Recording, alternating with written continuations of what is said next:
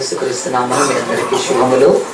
దేవుడు మనల్ని ప్రేమించి ఈ యొక్క సంవత్సరంలోని మరి ఆఖరి వారంలోకి ప్రవేశపెట్టి ఈ చివరి 7 దినాలలో మనము యేసు ప్రభు యొక్క జన్మను ప్రపంచమంతా నమ్ముతూ యేసు ప్రభు జన్మించాడనే విషయాన్ని చరిత్రలో కూడా మరి బహు స్పష్టంగా దేవుడు ముద్ర వేశాడు. కనుక యేసు పుట్టలేదు అనటానికి మరి దాదాపుగా ఈ లోకంలో ఎవరు కూడా దాన్ని వ్యతిరేకించలేరు, దాన్ని విభేదించలేరు, దాన్ని నమ్మకుండా ఉండలేరు.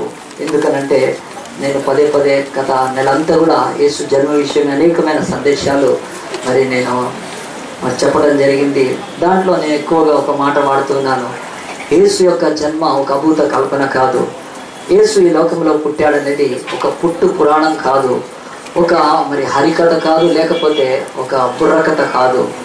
మనుషుల యొక్క ఊహలో నుంచి ఒక వ్యక్తిని సృష్టించి హ్యారీ పాటర్ లాగా యేసు ప్రభువుని పెట్టింది కాదు. కనుక బైబిలు క్రైస్తవులది. క్రీస్తు పేరట యేసు క్రీస్తులో ఈ యొక్క బైబిల్ని మనం నమ్ముతూ విశ్వాసం ఉంచి మనం బైబిల్లోని మాటలన్నీ కూడా నమ్ముతున్నప్పుడు ఇది క్రైస్తవులకు సంబంధించింది కదా, వాళ్ళ బుక్కులోనే యేసుక్రీస్తున్నాడు, మన గ్రంథాల్లో లేడు. కనుక వాళ్ళకు చెందిన దేవుడు. ఒకవేళ బహుశా తెల్లవాళ్ళ దేవుడేమో, ఇంగ్లీష్ వాళ్ళ దేవుడేమో, అమెరికా వాళ్ళ దేవుడేమో, కనుక ఆ దేశం అంతా కూడా క్రైస్తవులు ఉంటారు, మన దేశానికి ఏమీ సంబంధం లేదు అని అనుకుంటే ఒక విడ్డూరమైన ప్రశ్న తలెత్తుతుంది. అదేమిటి అనంటే యేసుక్రీస్తు ఆ దేశానికి చెందిన వాళ్ళైతే వాళ్ళు ఆయన పుట్టినప్పటి నుంచి వాళ్ళ యొక్క క్యాలెండర్ వేసుకొని మన క్యాలెండర్కు వేరుగా ఉండి మన డేట్ ఆఫ్ బర్త్ ఇంకోటి ఏదైనా వేసుకోగలుగుతున్నామా? నువ్వు ఎప్పుడు పుట్టావు అని అంటే 1975 అంటే ఎప్పటి నుంచి? యేసు ఈ లోకానికి వచ్చినప్పటి నుంచి 1975 సంవత్సరాల తర్వాత నేను పుట్టాను. ఫలానా వ్యక్తి ఎప్పుడు చచ్చాడు అంటే యేసు ఈ లోకానికి వచ్చిన తర్వాత ఇదిగో ఈ సమయానికి ఈ డేట్లో చచ్చాడు. పుట్టుక గిట్టుట, జన్మ మరణాలు రెండు వాటిని తీసేస్తే నీ ఆయుష్. కానీ నీ ఆయుష్ ఎవరితో లెక్క పెట్టుకుంటున్నావు అంటే ఈ లోక రక్షకుడైన యేసుక్రీస్తుతో పెట్టుకుంటున్నావు. యేసుక్రీస్తు మా దేవుడు కాదు, మా ఇలవేల్పులు ఇంటి దేవతలు ఉన్నారు, యేసు మా దేవుడు కాదనుకుంటే నీ డేట్ ఆఫ్ బర్త్ నువ్వు ఆరాధించే దేవుడితో వేసుకొని చూడు, అసలు నీ లెక్క పిచ్చి పట్టినట్టు అయిపోతుంది, భ్రమగా ఉంటుంది అది. కనుక ఈరోజు చరిత్రలో బహు స్పష్టంగా యేసు పుట్టుకను అతి గొప్పగా సాక్ష్యాలతో ఆ పరలోక దేవుడు కాలాన్ని విభజించి చేశాడు. అంతేకాదు ప్రతి దేశానికి స్వాతంత్రం వచ్చినప్పుడు అది ఎప్పుడు వచ్చిందంటే యేసు ఈ లోకానికి వచ్చినప్పటి నుంచి వీళ్లకు రాజకీయ స్వాతంత్రం వచ్చింది. ఫలానా దేశానికి ఒక చట్టాన్ని ఎప్పుడు చేశారంటే యేసు ఈ లోకానికి వచ్చినప్పటి నుంచి ఇన్ని వందల సంవత్సరాల తర్వాత ఈ చట్టాన్ని చేశారు. కనుక చట్టమైనా, దేశ స్వాతంత్రాలైనా, మనిషి పుట్టుకైనా, మనిషి మనుగడైనా ఇవన్నీ యేసుతో ముడిపడి మనం ఈరోజు మన డేట్ లెక్క పెట్టుకుంటున్నాం. ఇంకా ఆ యొక్క చెరగని ముద్ర దేవుడు వేసినప్పటికీ కూడా ఇంకా అజ్ఞానంతో ఇంకా దేవుని యొక్క సన్నిధికి రాకుండా క్రిస్టియన్స్ పండగ ఇది, క్రిస్టియన్స్కు సంబంధించిన వాడు అని అనుకొని మనము దేవుని యొక్క కృపను పోగొట్టుకొని దేవుడు మనల్ని ఉచితంగా రక్షించడానికి ఇష్టపడి తన కుమారుడిని ఇచ్చిన దాన్ని మనం నిర్లక్ష్యం చేసి మనం నిత్య నాశనానికి వెళ్ళిపోకూడదని మరొక్కసారి ఈ రోజు కూడా ఈ 25 డిసెంబర్ కూడా దేవుడు నీతో మాట్లాడాలని చెప్పి ఇదిగో ఈ యొక్క వాక్యంలో చెప్తున్నాడు. ఇప్పటి వరకు మనం పాటలు పాడుతున్నాం, ఆరాధిస్తున్నాం, అన్నీ ఇంపార్టెంటే. కానీ వాటన్నిటికంటే కూడా దేవుడు వాక్కు అయి ఉన్నాడు కనుక వాక్కు అయిన దేవుడిని నువ్వు ధ్యానించడం నీకు ఇంకా చాలా అవసరం. కనుక ప్రియ దేవుని బిడ్డలారా, యేసు ఈ లోకానికి వచ్చాడు, ఆయన జన్మించాడు, ఆయన 33.5 సంవత్సరాలు జీవించాడు, చెరగని ముద్ర వేశాడు, ఆయన కరుణామయుడని. ఆయన పేరట ఈరోజు తెల్ల వాళ్ళు, తెల్ల జాతీయులు అంటే తెల్లగా ఉంటారు అమెరికన్స్ వాళ్ళంతా, నల్ల జాతీయులు చాలా నల్లగా ఉంటారు వాళ్ళు క్రైస్తవులు ఉన్నారు. ఆ తర్వాత ఎల్లో రేసు యొక్క పసుపు జాతి, చైనీస్, జపనీస్, కొరియన్స్, వాళ్ళలో కూడా కోట్ల మంది ఉన్నారు. మనం బ్రౌన్ రేసు, మనము గోధుమ వర్ణం కలిగిన వాళ్ళం, మనం భారతదేశస్తులము. ఆ తర్వాత కొన్ని దేశాలు. సో దాదాపుగా ప్రపంచంలో ఉన్న ఈ 4 రంగుల జాతుల్లో ఒక్క దేవుడు ఆరాధింపబడుతున్నాడు, 201 దేశాల్లో ఆరాధింపబడుతున్నాడు. సో ప్రపంచంలో ఈ యొక్క డిసెంబర్ 25 అనేది అత్యున్నతముగా ఎక్కువ మంది మానవ జాతి సంతోషించి ఆరాధించే దినం ఇదే. కనుక ఒక్కసారి గట్టిగా హల్లెలూయా చెప్దామా? మన భారతదేశంలో 120 కోట్ల మంది ఉన్నా, చైనాలో దాదాపు 30 కోట్లు దాటున్నా, ప్రపంచంలో మాత్రము ఈ యేసుక్రీస్తుని ఎక్కువ మంది ఆరాధిస్తారు. అన్ని జాతీయులు కూడా ఆయన ఆరాధిస్తారు. కనుక ఇలాంటి యేసు లోకానికి ఎందుకు వచ్చాడో నువ్వు తెలుసుకోకుండా వెళ్ళిపోతే బహు విచారం. కనుక యేసు దగ్గరికి వచ్చే మనందరం కూడా దేవుని యొక్క వాక్యములో మరి యేసు జన్మ గురించి రాయబడిన 2 భాగాలు ఇప్పటికే చదివారు. కనుక యేసు జన్మలో ఒక 2 గుంపుల వర్గాలుగా వెళ్ళిపోతున్నారు.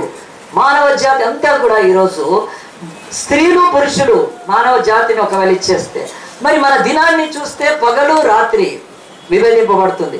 భూమి మీద సామాజికంగా చూస్తే ధనవంతులు పేదవాళ్ళు అలాగుండే. మరి ఈ లోకంలో ప్రతి దానిని కూడా చదువుకున్న వాళ్ళు చదువులేని వాళ్ళు ఇలాగున్న ఈ వర్గం అనేది ఒక 2గా అయితే ఖచ్చితంగా విభజింపబడుతుంది. కనుక దేవుని యొక్క సన్నిధిలో మనము దేవుని యొక్క వాక్యాన్ని మరి ఈ యొక్క 2 వర్గాలుగా విభజింపబడ్డ దాంట్లో యేసు జన్మలో కూడా అలాగనే ఒక 2 వర్గాలుగా విభజింపబడిపోయారు. కనుక ఇప్పుడు మన పార్లమెంట్లో మరి FDI అని ఒక బిల్లు పెట్టారు.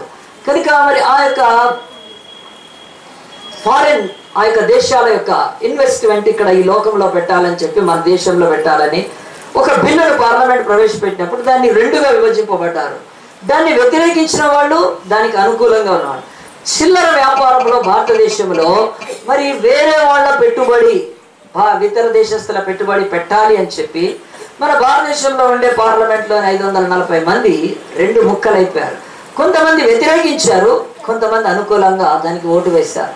సో ఏ విషయంలో అయినా 2 వర్గాలు భూమి మీద ఎప్పుడూ కనిపిస్తున్నాయి ఖచ్చితంగా. కనుక అలాగనే బైబిల్ కూడా చెప్తుంది ఈరోజు మరి యేసుక్రీస్తు జన్మలో కూడా ఒక 2 వర్గాల గురించి బైబిల్ మాట్లాడుతుంది. ఆ 2 వర్గాలలో మొదటి వర్గం ఏంటో మనం చూసి ఈరోజు దేవుని వాక్యంలో వచ్చి మనం గమనిస్తాం. అందరం కూడా దేవుని యొక్క వాక్యంలో నుంచి లూకా సువార్త 2వ అధ్యాయం తీస్తే లూకా సువార్త 2వ అధ్యాయంలో ఒక మాట చదువుతాను నేను. 8వ వచనం నుంచి లూకా సువార్త 2వ అధ్యాయంలో ఈ మొదటి వర్గం వాళ్ళ గురించి మనం ఇక్కడ చూద్దాం. ఆ దేశంలో కొందరు గొర్రెల కాపరులు పొలంలో ఉండి రాత్రి వేళ తమ మందను కాచుకొని చూడగా ప్రభువు దూత వారి యొద్దకు వచ్చి నిలిచెను. ప్రభువు మహిమ వారి చుట్టూ ప్రకాశించినందున వారు మిక్కిలి భయపడిరి. అయితే ఆ దూత భయపడకూడి, ఇదిగో ప్రజలందరికీ కలగబోవు మహా సంతోషకరమైన సువర్తమానము నేను మీకు తెలియజేయుచున్నాను. దావీదు పట్టణమందు నేడు రక్షకుడు మీ కొరకు పుట్టి ఉన్నాడు, ఈయన ప్రభు అయిన క్రీస్తు. దానికి ఇదే మీకు ఆనవాలు, ఒక శిశువు పొత్తిగుడలతో చుట్టబడి ఒక తొట్టిలో పండుకొనంటే మీరు చూచెదరని వారితో చెప్పాను. బైబిల్లో ఇక్కడ ఒక వర్గం గురించి బైబిల్ బహు స్పష్టంగా చెప్తుంది. వీళ్ళు గొర్రెల కాపరులు. ఆ దేశంలో యూదయ దేశంలో ఆ యొక్క ఇశ్రాయేల్ అనే యొక్క ప్రపంచంలోనే దాదాపుగా మధ్యలో ఉన్న దేశము, యేసుక్రీస్తు జన్మించిన దేశము. ఆ దేశంలో ఒకనాడు ఒక రాత్రి పూట పశువుల కాపరులు షెపర్డ్స్ వాళ్ళు తమ పశువులను కాచుకుంటూ ఉన్నారు. ఆ సమయంలో పరలోకంలో నుంచి దూత మరియు బయలుదేరి వీళ్ళ దగ్గరికి రాగానే వాళ్ళంతా భయపడిపోయారు. భయపడిపోయినప్పుడు ఆ యొక్క దూత అన్నమాట భయపడద్దు అని చెప్పి కొన్ని మాటలు చెప్తున్నాడు. మామూలు భయం కాదు, మిక్కిలి భయపడ్డారు. ఎందుకు భయపడ్డారంటే ప్రభువు మహిమ వారి చుట్టూ ప్రకాశించింది. ఇది కరెంటు లేకుండా వెలుగుతున్న లైటు, ఇది ఏమాత్రం బ్యాటరీ లేదు, సోలార్ పవర్ లేదు, కానీ వాళ్లే సెల్ఫ్గా ఎంతో ప్రకాశవంతులైన దూతలు వచ్చారు. చీకటి ఏది సరిగ్గా కనపడదు, కానీ ఆ దూతలు ఎంత వెలుతురు కలిగి ఉన్నారంటే వారి ప్రకాశం అంతా అక్కడ స్ప్రెడ్ అయిపోయింది. స్ప్రెడ్ అయిపోయినప్పుడు వీళ్ళకి న్యాచురల్గా మరి ఆ యొక్క ఎలియన్స్ లాగా మరి గ్రహాంతరవాసులాగా వచ్చారు. వీళ్ళని చూసి వాళ్ళు మిక్కిలి భయపడిపోయారు. భయపడిపోయినప్పుడు బైబిల్ చెప్తుంది జంతువులకు వాళ్ళు భయపడరు, ఎందుకంటే వాళ్ళకి అనుభవమే. వాళ్ళు ప్రతిసారి గొర్రెలు కాస్తారు. దొంగలకు భయపడరు, దానికి సిద్ధపడే ఉంటారు. ఆ తర్వాత విష పురుగులు సర్పాలకు భయపడరు, ఎందుకంటే దానికి కూడా తగినంత మెలకువతో. కానీ ఇవేమీ కావు కనుక వాళ్ళు తమ ఎన్నడూ చూడని ఒక సంభవాన్ని చూశారు కనుక మిక్కిలి భయపడ్డారు. ఈ మాట బైబిల్ ఏం చెప్తుందంటే ఎప్పుడైనా మనుషుల మధ్యలోకి దేవదూతలు వచ్చినప్పుడు ఈ భయం ఎందుకు కలుగుతుందంటే మనం ఫిజికల్గా మన రక్త మాంసాల్లో ఉండే ఈ శరీరము మహిమలో ఉండే వాళ్ళు వచ్చినప్పుడు తట్టుకోలేదు. యాక్చువల్గా అది వాళ్ళని చూసి వాళ్ళు ఏమో దయ్యాల్లా కాదు, కానీ చక్కగా తెల్లగా ఉన్నప్పటికీ కూడా మనం నలుపు చూసి భయపడతాం, కానీ తెలుపును చూసి ప్రకాశాన్ని చూసి భయపడ్డామంటే బైబిల్ చెప్తుంది వాళ్ళు ఆత్మ శరీరం కలిగి ఉంటారు కనుక మనము రక్త మాంసాలతో మట్టి శరీరం కలిగి ఉన్నాం కనుక ఆ సమయంలో తట్టుకోలేము మనము. అలాగున వాళ్ళ గుండె దడ పెరిగిపోయి బీపీ పెరిగిపోయి అదిగో అలాంటి ఒక వింత అనుభవంలో భయపడతారు. ఇది న్యాచురల్గా దేవుని సన్నిధిలో జరిగేది కనుక దూతలకు కూడా అంత మహిమ ఉందని వాళ్ళు మిక్కిలి భయపడ్డారని. భయపడ్డప్పుడు అయితే ఆ దూత భయపడకూడి, ఇదిగో ప్రజలందరికీ కలగబోవు మహా సంతోషకరమైన సువార్తమానం నేను మీకు తెలియజేయుచున్నాను. బైబిల్ చెప్తుంది భయపడద్దు అని చెప్పిన ఆ యొక్క దేవుని దూత ఇదిగో ప్రజలందరికీ కలగబోవు అంటే ఏదో కొద్ది మందికి కాదు, ప్రజలందరికీ కలగబోవు మహా సంతోషకరమైన సువార్తమానము నేను మీకు తెలియజేయుచున్నాను. ఏంటది కదా చూడండి, ప్రజలందరికీ అన్నారు, ఓ గొర్రెల కాపరులారా మీకు మాత్రమే కాదు, లేకపోతే పలానా మతస్థులారా మీకు మాత్రమే కాదు, ఈ భూమి మీద ఉన్న ప్రజలందరికీ కలగబోవు సంతోషకరమైనది కాదు, మహా సంతోషకరమైనది. దానికి మించిన మాట తెలుగులో లేదు కనుక ఆ మాట వాడుతూ అంటున్నారు, సువర్తమానం నేను మీకు తెలియజేయుచున్నాను. అంటే దేవదూతలు కాపరులకు అర్థమయ్యే భాష మాట్లాడుతున్నారు, కాపరులకు అర్థమయ్యే ఆ యొక్క భాషను వారు చెప్తూ ఉన్నారు. అంతేకాకుండా దేవుని యొక్క వాక్యములో వాళ్ళు అంటున్నారు, మీరు దుఃఖపడేది కాదు, ఇది సంతోషపడే సువార్త అని బైబిల్ చెప్తుంది.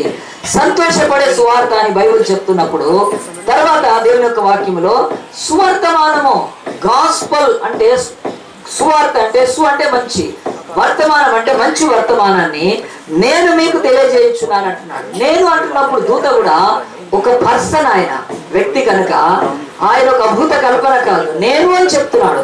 నేను మీకు తెలియజేయుచున్నాను అని చెప్పి ఒక పట్టు చెప్తున్నాడు. దావీదు పట్టణం అంటున్నాడు. దావీదు పట్టణం అంటే ఆ యొక్క దేవదూతలకు ప్రతి పట్టణం పేరు తెలుసు అండి. దేవదూతలకు మిరియాలు కూడా తెలుసు, నల్గొండ కూడా తెలుసు, అన్ని తెలుసు వాళ్ళకి. వాళ్లకు దేవదూతలకు మనకంటే ఇంకెక్కువ జ్ఞానం ఉంటుంది కనుక వాళ్ళు చెప్తున్నారు దేవుడిచ్చిన సందేశాన్ని. దావీదు పట్టణము అంటున్నారు, దావీదు పల్లె కాదు. దానితో పాటు వాళ్ళు కరెక్ట్ గా చెప్తూ నేడు రక్షకుడు మీ కొరకు పుట్టి ఉన్నాడు చెప్తున్నాడు. నేడు ఏదో రోజు కాదు, మీ కొరకు పుట్టి ఉన్నాడు అన్నప్పుడు ఈ మాట ఆలకించండి. మీ కొరకు అన్నప్పుడు బైబిల్లో ఒక మాట అక్కడ స్పష్టంగా చెప్తున్నాడు. ఈ మాట 10,000 సార్లు చదువుతున్నాం కానీ బైబిల్లో చెప్తున్నాడు మీ కొరకు అని. అంటే వాళ్ళు ఏం చెప్తున్నారంటే పరలోకము కొరకు కాదు వాళ్ళు పుట్టింది. హల్లెలూయా. యేసు మీ కొరకు పుట్టాడు, పరలోకములో దేవదూతల కొరకు కాదు, మహిమా స్వరూపుల కొరకు కాదు, అక్కడ ఉండే మరి అనేక మంది తేజవాసులకు కాదు, వేరే గ్రహములో ఇంకా ఎవరో కొరకు కాదు, మీ కొరకు ఆయన పుట్టి ఉన్నాడు అని బైబిల్ చెప్తుంది. ఆలోచించండి, బైబిల్లో ఈ మాట మనం వింటున్నప్పుడు మీ కొరకు అన్నప్పుడు వాళ్ళు ఆసక్తితో ఆశతో వాళ్ళు మరి ఆలకించడం మొదలు పెట్టారు. మీ కొరకు పుట్టి ఉన్నాడు అని చెప్తున్నాడు. పుట్టి ఉన్నాడు అనేది ఒక సంభవము. దేవుడి లోకములో పుట్టాడు అనేది నిజంగా ఆయన మనిషిగా రావాల్సింది కనుక మనిషిగా పుట్టాడు. నన్ను ఆపేసింది, ఇంకా కూర్చోండి. పుట్టి ఉన్నాడు అని చెప్తున్నారు అంటే యేసు ప్రభు డైరెక్ట్ గా ఈ లోకానికి రాలేకనా, ఆయన తన యొక్క మరి స్వరూపాన్ని మార్చుకోలేకనా. ఆయన మనం ఒక చెట్టును కానీ పువ్వును కానీ చూసినప్పుడు ఒక పువ్వు ఆ తర్వాత పిందె అవుతుంది, ఆ పిందె కాయ అవుతుంది, కాయ తర్వాత పండు అవుతుంది, పండు అయినాక దాంట్లో విత్తనము, దాన్ని మళ్ళీ విత్తితే అది మళ్ళీ పెద్ద వృక్షం అవుతుంది. ఇలాగున్న మార్పును కలగజేయగలవాడు ప్రతిదానిలో. మరి అలాగున్న దేవుడు కూడా ఆయన సడన్ గా మార్చుకొని రావచ్చు కదా. కానీ దేవుడు మనుషుల యొక్క వేదన, కన్నీరు, బాధ, వాళ్ళ బ్రతుకులో బాల్యములో ఉండే ఆ యొక్క బ్రతుకులోని సమస్యలు, ఇవన్నిటిని కూడా ఆయన అనుభవపూర్వకంగా ఎరిగి మనలో ఒకరి వంటి వాడు కావటానికి ఆయన పుట్టి ఉన్నాడు. అసలు దేవుడు ఎప్పుడన్నా పుట్టాడు అని అంటే ఆయన దేవుడు కాదు, గుర్తుపెట్టుకోండి. దేవుడు పుట్టి ఉన్నాడు అని అంటే దేవుడు పుట్టాడు. అసలు పుట్టుక లేనివాడే దేవుడు, ఆది అంతం లేనివాడే దేవుడు, మొదట చివరి లేనివాడే దేవుడు, తనంతటిగా తాను ఉన్నవాడే దేవుడు. చేయబడ్డవాడు కాదు, మలచబడ్డవాడు కాదు, అచ్చు వేయబడ్డవాడు కాదు, చిత్రీకరింపబడినవాడు కాదు, రంగులు అద్దబడినవాడు కాదు, మనుష్యులు అలంకరింపబడి తయారు చేయబడ్డవాడు కాడు, చివరికి పుట్టేవాడు కూడా దేవుడు కాదు. మరి ఈ సమయంలో లోకమంతా యేసు పుట్టాడు పుట్టాడు పుట్టాడు పుట్టాడు అంటుంటే మరి బైబిల్లో ఆ మాట ఎందుకు వాడాల్సి వచ్చిందనంటే ఆయన పుట్టుక పరిశుద్ధాత్మ ద్వారా కన్యక మరియ గర్భమున ఆయన మనిషి ఆకృతిని సంతరించుకుంటున్నాడే తప్ప ఆయన పుట్టడం అనేది ఉండదు. పుట్టిన వాడు ఎప్పుడూ దేవుడు కాలేడు. ఎందుకంటే పుట్టితే ఆది ఒక ప్రారంభం అవుతుంది. ఆది అంతం లేని వాడు మళ్ళీ పుడితే అంటే అతను ఆదిని వదులుకొని పుట్టగలుగుతాడా? ఇది ఒక డాక్టర్నల్ కనుక మీరు ఎంతవరకు అర్థమైంది వదిలిపెట్టి వదిలేసేది. కానీ నేనేం చెప్పాలనుకుంటానంటే యేసు గురించి బైబిల్ స్పష్టంగా చెప్తుంది. ఆయన పుట్టాడు అని ఎవరికంటే ఇదిగో చిన్న పిల్లలకు ఏ పని యాపిల్ అన్నప్పుడు వాళ్ళకి అర్థం కాదు, యాపిల్ చూపించారు. కార్ అంటే కార్ చూపించాలి తప్ప వాళ్ళకు కార్ అని చెప్పి మనం స్టార్ట్ చేసేసి ఎక్స్ప్లెనేషన్ చేసిన, లేకపోతే ఒక ఫ్రూట్ యాపిల్ అని చెప్తే అర్థం చేసుకున్నాం. ఇంకా మానవ పరిజ్ఞానానికి అందరినీ ఊహించిన అందరి విషయాలను దేవుడు ఇలా కూడా రాసి పెడుతూ ఉంటాడు. ఇప్పుడు చూడండి, యోహాను సువార్త 1వ అధ్యాయంలో దేవుని యొక్క వాక్యం చెప్తుంది. ఆయన మీరు పుట్టారు అంటున్నాడు. పుట్టినవాడు దేవుడు కాలేడు. అసలు ఆయన ఈ లోకంలో శరీరాన్ని ధరించుకున్నాడు, దాన్ని మనము పుట్టాడు అంటున్నాము అనొచ్చు. ఎందుకంటే కన్యక గర్భమున మరి జనించాడు కనుక. యోహాను సువార్త 1వ అధ్యాయంలో దేవుని యొక్క వాక్యము మరి చదువుతాను వినండి. 17వ వచనంలో దేవుని ఇంకా ముందు చూడండి. దేవుని యొక్క వాక్యములో 14వ వచనం, ఆ వాక్యము శరీరధారి అయి కృపా సత్య సంపూర్ణుడుగా మన మధ్య నివసించాను. బైబిల్ చెప్తుంది వాక్యము ఏమై ఉన్నదో 1వ వచనంలో అంటాడు, ఆది యందు వాక్యము ఉండెను, వాక్యము దేవుని యొద్ద ఉండెను, వాక్యము దేవుడై ఉండెను, ఆయన ఆది యందు దేవుని యొద్ద ఉండెను అని చెప్తూ కొంత తికమకగా ఉన్నట్టు అనిపిస్తుంది. కానీ అక్కడ 2 పర్సన్స్ కనిపిస్తున్నాడు. ఆది యందు దేవుని వాక్యం ఉండెను అంటే మొదటిలో వాక్యము ఎవరు? ఆ యొక్క యెహోవా దేవుడి దగ్గర. ఆ వాక్యము దేవుని యొద్ద ఉండేనంటే ఇప్పుడు 2 అయిపోయింది. దేవుడు వేరు, వాక్యం వేరా? అవును, ఇద్దరు అని చెప్తుంది. ఆ తర్వాత బైబిల్ అంటేది వాక్యము దేవుడై ఉండెను. మళ్ళీ గజిబిజ్ చేస్తున్నాడా? కాదు కాదు, దేవుడు అనేవాడు ఒక ఆయన ఉన్నాడు, ఆయన దగ్గర కూడా వాక్కు ఉంది. మనందరం ఇక్కడ ఉన్నామో మనం కూడా మాట ఒకటి ఉంది. ఎక్కడుంది మాట? కడుపులో ఉంది కదండి, కడుపులో ఉంది మాట. అలాగనే చెప్తున్నాడు, దేవుడు అని ఆయన ఉన్నాడు, ఆయన యొద్ద వాక్కు ఉంది, స్వరం ఉంది. ఆ స్వరం ఎక్కడ ఉంటుందంటే లోపల ఉంటుంది. కనుక ఈయన జనితైక కుమారుడు అంటే బయటకు వచ్చాడు కనుక వాక్కు, ఆయనను వాక్కు అన్నారు. ఆ వాక్యే మరి సర్వ ప్రపంచాన్ని సృష్టించింది. దాన్ని మన భాషలో నాదా స్వరము, నాద బ్రహ్మ, ఓం అన్నప్పుడు ఇక్కడ లోపల నుంచి వస్తుంది. ఈ సృష్టికర్త, ఈ లోకానికి, విశ్వానికి, జగత్తుకు ఆది అయిన వాడు ఆ దేవుడి యొక్క స్వరము అదిగో క్రీస్తని. ఆయన ఆ వాక్యము కింద రాయబడుతుంది 14వ వచనంలో. దేవుడు కాదు ఇక్కడ, వాక్యం అనే దేవుడు మాత్రమే శరీరధారి అయి కృపా సత్య సంపూర్ణుడుగా మన మధ్య నివసించాను అని బైబిల్ చెప్తుంది. సో మనం దేవుడిని అర్థం చేసుకున్నప్పుడు దేవుడిలో తండ్రి అని ఆయన యెహోవా అని, కుమారుడు అంటే క్రీస్తు అని పుట్టినవాడు కనుక, ఆత్మ అంటే ఆయన ఊపిరి అని, దేవుడిలో ఉన్న ఈ 3 వ్యక్తిత్వాలు ఇక్కడ కూర్చున్న మనందరిలో కూడా ఉంది. ఒక ఆకారం ఉన్నది, మనకు మాట ఉంది, స్వరము, మనకు ఊపిరి ఉంది. So the spirit is God's breath, the voice is the Christ the son and the God himself. ఆయనే యెహోవా దేవుడు కనుక దీన్ని అర్థం చేసుకుంటేనే మీకు నేను చెప్పేది అర్థమవుతుంది. మీలోంచి మాట వేరు చేయండి, మీరు వేరు, మీ మాట వేరు కాదు. మీలోంచి మీ ఊపిరిని వేరు చేయండి, మీరు వేరు కాదు, మీ ఊపిరి వేరు కాదు. మీ ఊపిరి మీ మాట కలిపే మీరు కనుక. ఇదిగో బైబిల్లో రాయబడిన ఈ త్రియేక దేవుడు గురించి చెప్తున్నప్పుడు యేసు లోకములో పుట్టాడంటే ఆ వాక్కు శరీరధారి అయి కన్యక గర్భములో ఇదిగో ఈ లోకంలో జన్మించాడు. ఇవన్నీ ఎందుకు చెప్పాల్సి వచ్చిందంటే దేవుని యొక్క వాక్యంలో పుట్టాడు అంటే మనం పసిపిల్లలం కనుక, దేవుని ఎదుట మన జ్ఞానము బహు తక్కువ కనుక, సృష్టింపబడ్డ వాళ్ళం కనుక, సృష్టింపబడిన వారి జ్ఞానాన్ని అర్థం చేసుకోలేం కనుక పుట్టాడు అని చెప్తున్నా. అందుగురించే యేసు ప్రభువు ఇదిగో ఈ లోకంలో పుట్టాడని ఈ రోజు ఒకరోజు అనుకుంటూ మరి మనుషులు సంబరపడుతుంటే దేవుడు అంటున్నాడు, ఆ మెసేజ్ దేవుడు ఇచ్చినప్పుడు మనందరం లూకా సువార్తలో 2వ అధ్యాయంలో దేవుని యొక్క వాక్యంలో ఆ మాటలోకి వెళ్దాము. 2వ అధ్యాయంలో దేవుని యొక్క వాక్యం 10వ వచనం, అయితే ఆ దూత భయపడకూడదు, ఇదిగో ప్రజలందరికీ కలగబో మహా సంతోషకరమైన సువార్తమానం నేను మీకు తెలియజేస్తున్నాను, దావీదు పట్టణమందు నేడు రక్షకుడు పుట్టాడు. ఎవరు పుట్టాడు? రక్షకుడు పుట్టాడు. దేవుడని చెప్పట్లేదు, ఆయన దేవుడని రక్షకుడు పుట్టాడు. దేని నుంచి రక్షిస్తాడు ఆయన? ఆయన ఖచ్చితంగా మరి మనల్ని దోమల నుంచి రక్షిస్తాడా? దొంగల నుంచి రక్షిస్తాడా? దుర్మార్గుల నుంచి రక్షిస్తాడా? ఎవరి నుంచి రక్షిస్తాడు? బైబిల్ చెప్తుంది ఇవన్నిటికీ రక్షణకు మానవులు ఏదో ఒక ఏర్పాటు చేసుకున్నారు. కానీ మనల్ని పాపము నుంచి రక్షిస్తాడు కనుక, పాపము నుంచి రక్షించే వాడికి ఆ యొక్క బిరుదు ఉంటుంది కనుక రక్షకుడు అనంటే మరి మన భాషలో, మన యొక్క బైబిల్ భాషలో యేసు అంటే రక్షకుడు కనుక రక్షకుడు మీ కొరకు పుట్టి ఉన్నాడు, రాజు కాదు, రక్షకుడు మీ కొరకు పుట్టి ఉన్నాడు అని చెప్తూ ఆయన అంటాడు, ఈయన ప్రభు అయిన క్రీస్తు.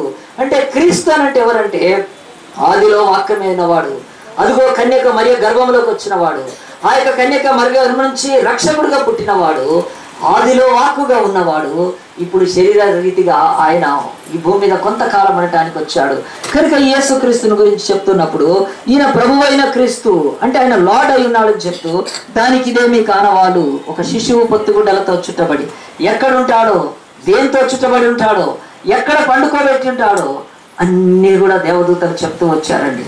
ప్రియ దేవుని బిడ్డలారా, ఈ మాటలు నేను ఎందుకు చెప్తున్నానంటే, ఈ యొక్క బైబిల్లో యేసు జన్మలో 2 వర్గాలలో మొదటి వర్గానికి బహు స్పష్టంగా వర్డ్ వచ్చింది, వాక్యము వినిపింపబడింది.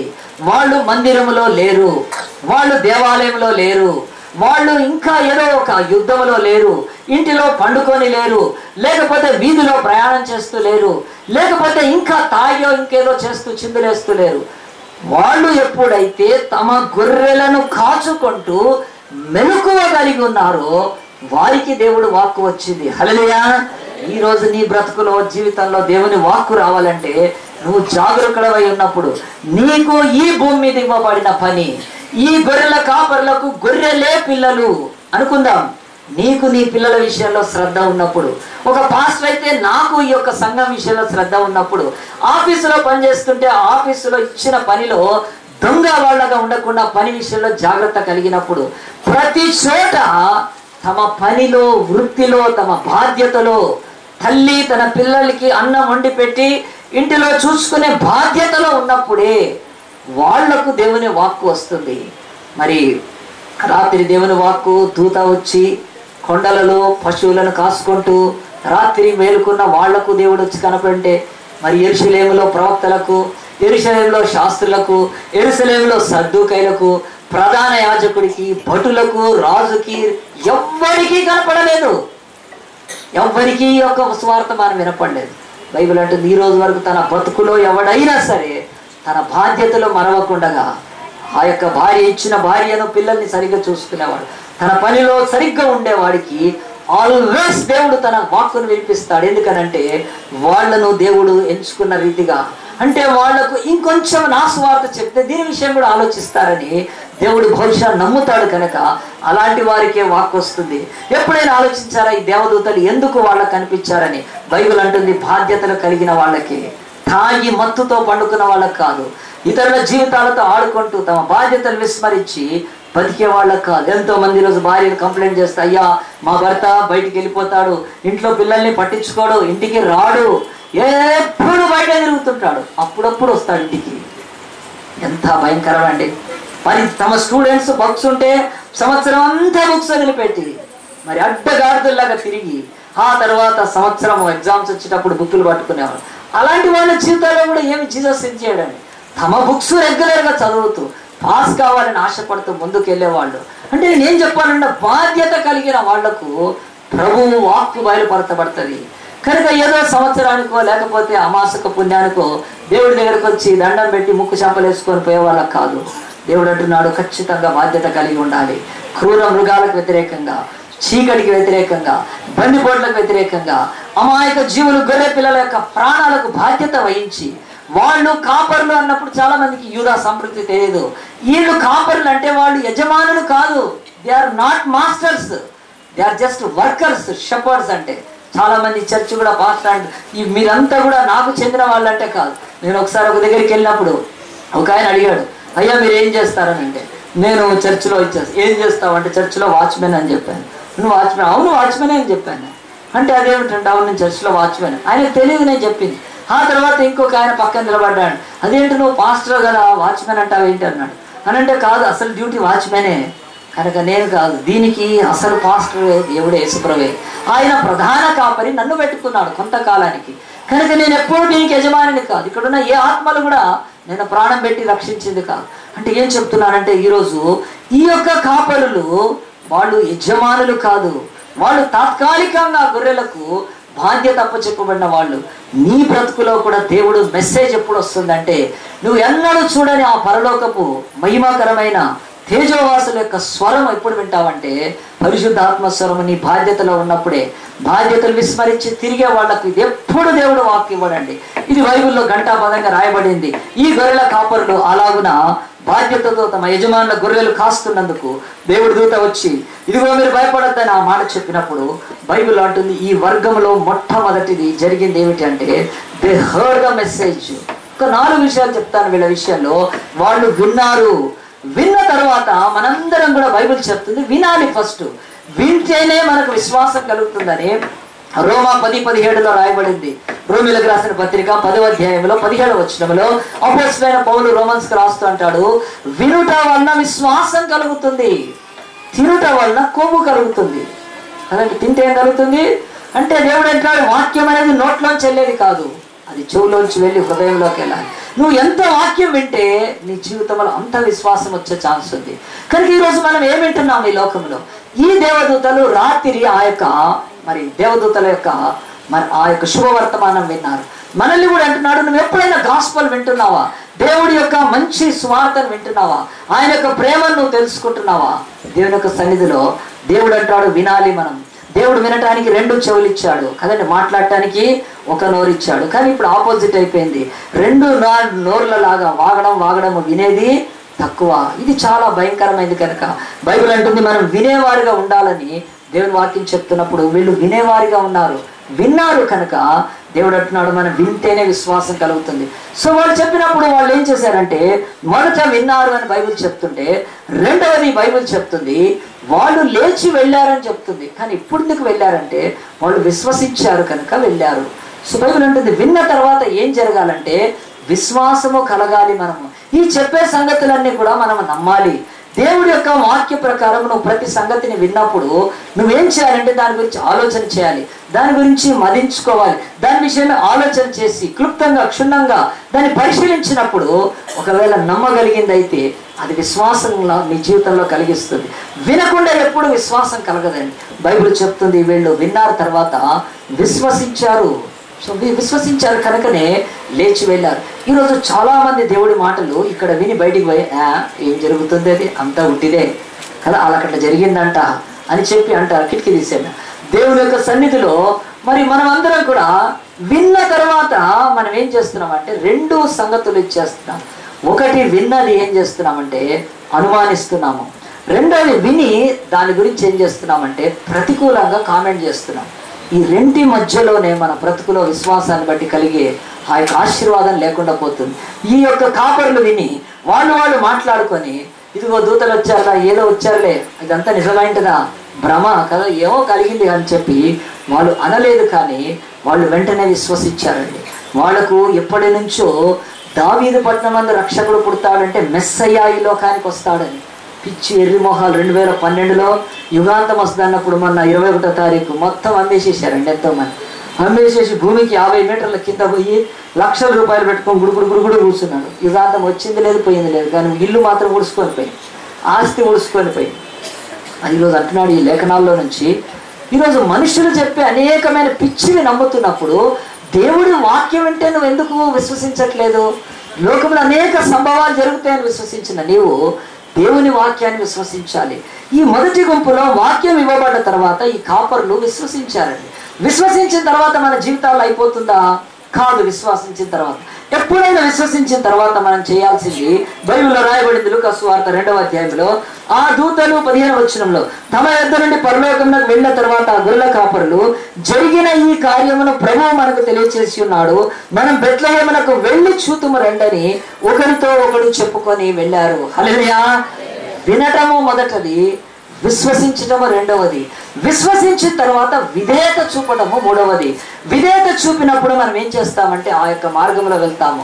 మనం ఏదైతే నమ్మామో దానికి సూచన మన విధేయత.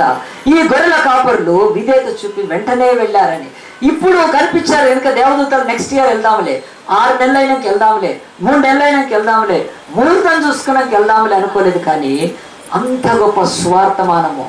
ఆ శుభవార్తను విన్న వెంటనే వాళ్ళు లేచి వెళ్ళారంటే మూడవది మన బ్రతుకులో విధేయత అండి. విధేయత అంటే వెళ్ళాలి. మనం దేవుడు మనతో మాట్లాడినప్పుడు అక్కడికి వెళ్ళాలి. దేవుడు యొక్క సంగతులు విన్నప్పుడు దాన్ని మనం ఆచరించాలి, మన బ్రతుకులు అన్వయించుకోవాలి. కనుక అలాగున వెళ్ళారు. వాళ్ళు వెళ్ళిన తర్వాత అప్పుడు చూశారు ఆ యొక్క శిశువు అలాగ ఉండటమో, పొత్తిగుడలతో చుట్టబడటమో, అదిగో ఆ యొక్క పశువుల పాకలో ఉండటమో, ఇవన్నీ చూసి ఇప్పుడు ఆశ్చర్యపోయారు. అంటే వాళ్ళు ఏమి దేవదూతలు చెప్పారో ఖచ్చితంగా ఎప్పుడు చూశారని బైబిల్ చెప్తుందంటే వాళ్ళు విన్నప్పుడు చూడలేదు, వాళ్ళు విశ్వసించినప్పుడు చూడలేదు, కానీ విధేయత చూపించినప్పుడు మాత్రము ఏది విశ్వసించారో అది కనులారా చూచారు.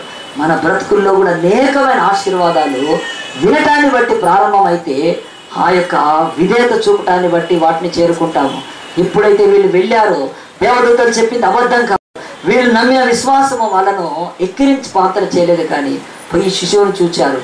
ఆ తర్వాత ఏం చేశారు? ఆ శిశువుకు వారు ఆ యొక్క విధేయత చూపిన తర్వాత ఒకవేళ విన్నపించుకున్నారేమో, యేసయ్యా మాకు మెస్సయ్యగా వస్తావని వందల ఏండ్ల నుంచి నువ్వు చెప్తూ వచ్చావు, ఇప్పుడు వచ్చావు కనుక మా కష్టాలు మా బాధలు తీర్చుమని వాళ్ళు అలాగూ నా ప్రార్థన చేస్తుంటారు. ఎందుకంటే ఒకవైపు రోమా ప్రభుత్వం భయంకరంగా, ఒకవైపు మరి ఆ యొక్క మతము చెడిపోయి ఉన్నప్పుడు, దిక్కులేని స్థితిలో ఉన్నప్పుడు వాళ్ళు యేసుక్రీస్తు దగ్గరికి వెళ్ళి విన్నపము చేసుకున్నారు, వాళ్ళు విజ్ఞాపన చేశారు. బైబిల్ అంటుంది 4వది నువ్వు మొదట వినాలి, 2వది విశ్వసించాలి, 3వది విధేయత చూపాలి, 4వది నీ విన్నపాన్ని దేవునికి తెలియచేయాలి. నీ పక్షమున ఎవరో ప్రేయర్ చేయడం కాదు, నువ్వు ఎక్కడికో డబ్బులు పంపించి ప్రేయర్ చేయించుకోలేవు. నీకు నోరిచ్చాడు, నీకు నాలుక ఇచ్చాడు, నీకు జ్ఞానం ఇచ్చాడు, నీకు కళ్ళు ఇచ్చాడు, నీకు గుండె ఇచ్చాడు. చెప్పే మాటలు నీ యొక్క ఆ యొక్క జ్ఞానానికి అందుతున్నాయో లేదో పరీక్షించుకొని నీ పిల్లలతోనూ ప్రార్థన చేయాలి. చాలాసార్లు ప్రేయర్ రిక్వెస్ట్ రాసి డబ్బాలో వేసుకోవడం, ఎవడో డబ్బులకు ప్రేయర్స్ అమ్ముకుంటుంటే ఈరోజు అక్కడికి డబ్బులు పంపిస్తే యంగ్ పార్ట్నర్స్ అని, లేకపోతే ఆ యొక్క పార్ట్నర్స్ అని పెట్టి డబ్బులు దండుకుంటున్నారే, అది బిబ్లికల్గా పచ్చి అబద్ధము. బైబిల్ చెప్తున్నది నీ ప్రార్థన నువ్వు చేయాలి. నీవు వెళ్ళి ఆ యొక్క పశువుల పాకలో ఉన్న యేసు విషయం చెప్పబడిన సంగతులు చూచి నోరు తెరిచి నువ్వు ప్రార్థన చేసుకోవాలి. ఎవరో ప్రార్థన మీద కాదు, ఒకప్పుడు ఎరగనప్పుడు, నువ్వు దేవుడంటూ తెలియనప్పుడు, నీ జ్ఞానానికి నీ మేధస్సుకి నీ ఆలోచనకు అందనప్పుడు ఎవరో చేశారేమో, కానీ నువ్వు ఇప్పుడు యేసుక్రీస్తు యొక్క సంగతులను విన్నాక నీవే వెళ్ళి ఆ యొక్క విషయాల్లో విజ్ఞాపన చేయాలి. ఇంటిలో చేయొచ్చు, నువ్వు ఆఫీస్లో ఉన్నప్పుడు చేసుకోవచ్చు, మందిరానికి వచ్చి ప్రార్థన చేసుకోవచ్చు. బైబిల్ అంటుంది ఏదో ఒక దిక్కు తిరిగి తూర్పు దిక్కు కానీ పడమర దిక్కి మనం దిక్కు తిరిగి మనం ప్రార్థన చేయమని చెప్పట్లేదు. నువ్వు ఎక్కడున్నావో అక్కడ ప్రార్థన చేయొచ్చు. బైబిల్ అంటుంది నీవు నాకు మొరపెట్టుమో నేను నీకు ఉత్తరం ఇచ్చిందని. ఆ బైబిల్లో ఆ మాట నీవు నాకు తూర్పు దిక్కును దిక్కి మొరపెట్టమనలేదు, నీవు మందిరానికి వచ్చి మొరపెట్టమనట్లేదు, నీవు నాకు మొరపెట్టు. భూమి అంతా ఆవరించి ఉన్నా, విశ్వాన్ని అంతా ఆవరించి ఉన్నా గాడ్స్ ప్రజెన్స్ అంతటా ఉంటుంది. ఒక రాయి వైపో, ఒక బొమ్మ వైపో, ఒక కర్టన్ వైపో, ఒక మనిషి వైపో, ఒక దిక్కు వైపో చూసి ప్రార్థన చేయనక్కర్లేదు, కానీ ఆత్మతో నువ్వు ఎప్పుడైనా ప్రార్థన చేయొచ్చు. కానీ నీ బాధ్యత అది. కొంతకాలం ఇతరులు నీ కొరకు ప్రార్థన చేస్తారు, కానీ నువ్వు మాత్రమే ప్రార్థన చేయాలి.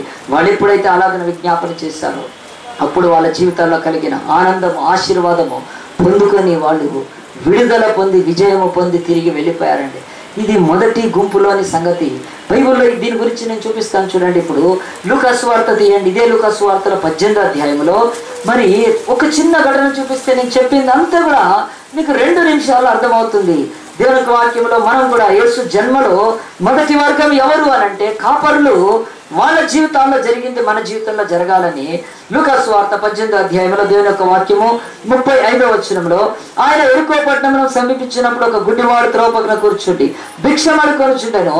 జనసమూహములు దాటిపోవచ్చున్నట్టు వాడు చప్పుడు విని ఇది ఏమని అడగగా వాడు నజరేయుడైన యేసు ఈ మార్గాన వెళ్ళుచున్నాడని వారితో చెప్పిరి. అప్పుడు వాడు యేసు దావీదు కుమారుడా నన్ను కరుణించుమని కేకలు వేయగా ఊరుకుండమని ముందర నడుచుండే వారిని గద్దించిరు గాని వాడు మరి ఎక్కువగా దావీదు కుమారుడా నన్ను కరుణించుమని కేకలు వేస్తున్నాడు. అంతటా యేసు నుంచి వారిని తన ఎదురుకు తీసుకొని రమ్మను. వారి దగ్గరకు వచ్చినప్పుడు ఆయన నేను నీకేమి చేయగోరుచున్నాను అనెను. అందుకు వాడు అంటున్నాడు ప్రభువా చూపు పొందగోరుచున్నాను. యేసు అంటున్నాడు చూపు పొందుము, నీ విశ్వాసము నిన్ను స్వస్థపరచునని వారితో చెప్పాను. వెంటనే వాడు చూపు పొంది దేవుని మహిమపరచు ఆయనను వెంబడించను అని చెప్తుంది బైబిల్. ఎందుకు ఈ భాగం చెప్పాను? ఇప్పుడు నేను చెప్పిన 4 దీంట్లోనే ఉన్నాయి. ఈ యొక్క గుడ్డివాడు యెరికో పట్టణంలో పుట్టుకతో గుడ్డివాడు, కళ్ళు లేక పని ఎవరివ్వలేదు, భిక్షం అడుక్కుంటున్నాడు త్రోవ పక్కన. కానీ యేసు వచ్చి అప్పటికే చాలా కాలం అయిపోయింది. ఆయన చేసే అద్భుతాలు, ఆయన సూచక్రియలు, ఆయన మహత్కార్యాలు, ఆయన ప్రేమ, ఆయన కనికరము, ఆయన గుడ్డివాడు కనుక వెళ్ళి చూడలేదండి. ఈ హర్డ్ గుడ్డివాడు చూడలేదు, విన్నాడు. విని ఏం చేశారంటే ఈ యేసయ్య దగ్గరికి వెళ్తే నేను బాగుపడతాను, ఈ యేసయ్య దగ్గరికి వెళ్తే నేను స్వస్థపడతాను, ఈ యేసయ్య దగ్గరికి వెళ్తే నేను చూపు పొందుతాను, ఈ యేసయ్య దగ్గరికి వెళ్తే నా బ్రతుకు అడుక్కునే బ్రతుకు ఆగిపోతుంది. He started believing. విన్నాడు, తర్వాత విశ్వసించాడు. విశ్వసించిన తర్వాత యేసు ప్రభు ఆ మార్గం గుండా వచ్చాడు. వచ్చినప్పుడు విధేయత చూపించాడు. ఎవరినో డబ్బులు ఇచ్చి, శాస్త్రులకు పరిచయలకు ఇచ్చి, యేసు ప్రభు శిష్యులకు లంచం ఇచ్చి నా కొరకు కొంచెం ప్రార్థన చేయించాడు మీ సార్తో, మీ పాస్టర్తో అని అనలేదు గుడ్డివాడు. నేరుగా విధేయత యేసయ్యా అని చెప్పి అరుస్తూ ఉన్నాడు, వేడుకున్నాడు. అప్పుడు యేసుప్రభు పిలిచి ఏం చేశాడంటే, అతడి హృదయంలో విశ్వాసం ఉన్నట్టు అప్పటికి తెలిసి యేసు, కానీ అందరి ముందు చెప్తున్నాడు, నీవు కేక వేయటాన్ని బట్టి కాదు, నీవు బిచ్చబడమని కాదు, లేకపోతే నీ జీవితంలో నేను ఈ స్థలానికి వచ్చాను కనుక ఇది లక్కీ స్పాట్ కనుక నీకు స్వస్థ కాదు. యేసు ఒకటే అన్నాడు, నీ విశ్వాసం నిన్ను స్వస్థపరిచు. బైబిల్లో చూడండి, మొట్టమొదటిది వాడు విన్నాడు, ఆ తర్వాత హృదయంలో విశ్వసించాడు. ఎన్నడూ కళ్ళు లేవు, ఏ బైబిల్ ధర్మశాస్త్రం చదవలేదు, కానీ కళ్ళు లేకపోయినా అతడు హృదయంలో విశ్వసించాడు. విశ్వసించిన వాడు విధేయత చూపి యేసు దగ్గరికి వెళ్ళాడు, వెళ్ళి వేడుకున్నాడు, యేసు నాకు చూపునివ్వన్నాడు. యేసేమన్నాడండి, అదొక 10,000 అన్నాడా, 5,000 రూపాయలు నీ అన్నాడా?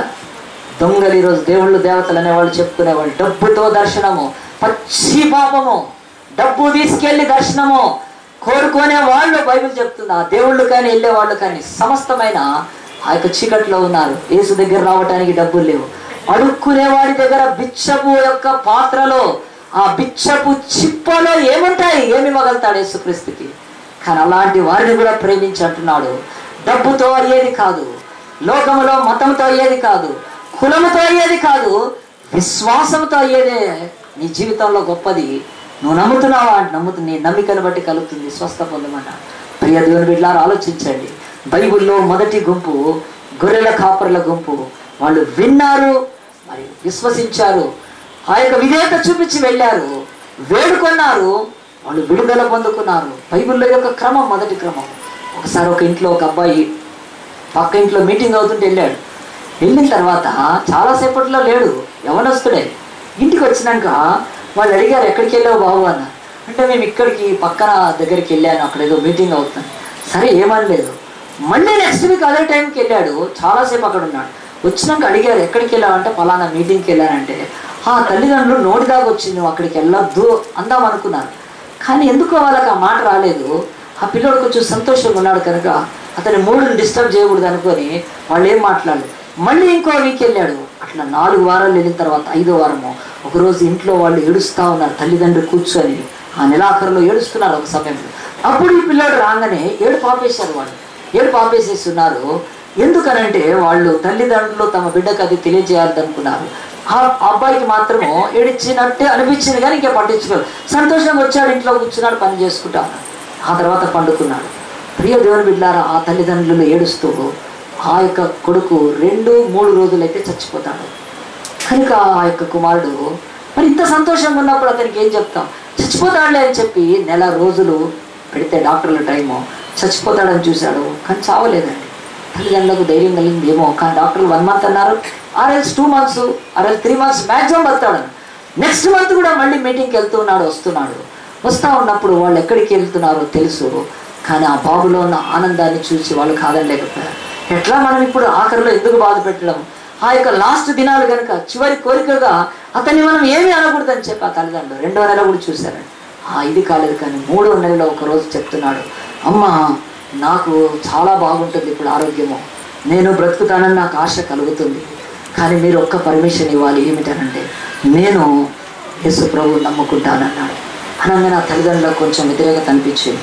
ఇప్పుడు ఈ బాబుని ఏమన్నా అంటే ఇంకా బాధపడతాడేమో అని ఏమనలేకపోయారు. కానీ 3వ నెలలో ఆ పిల్లవాడు ఒకరోజు వచ్చి ఏం చేశాడంటే, యవనస్తుడు తల్లిదండ్రుల దగ్గర కూర్చొని ఆ చొక్కా తీసేసి ఏం చేస్తున్నాడంటే, ఈరోజు నేను ఒక ముఖ్యమైన విషయం మీకు చెప్పాలనుకో, ఏమిటి అనంటే నేను జంధ్యము తీసేస్తున్నానన్నాడు. బ్రాహ్మిన్స్ వాళ్ళు జంధ్యము తీసి పక్కన పెట్టేస్తారు. ఈరోజు నేను బాప్తిసం తీసుకోవడానికి వెళ్తున్నాను అని చెప్పి ఆ తల్లిదండ్రులు ఏమనలేకపోయారు. కానీ ఇంకా 10 రోజులు టైం ఉంది.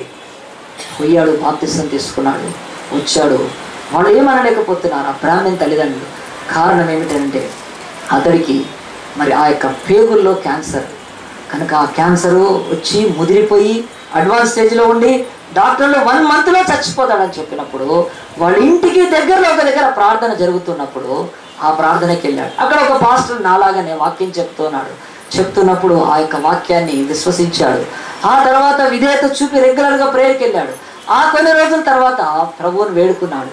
ఆ తర్వాత ఆ క్యాన్సర్ బాగైపోయింది. అన్నము తిన్న అరగంటలో మొత్తం వామిటింగ్ చేసుకుంటే బ్లడ్తో వామిటింగ్ అయ్యేది.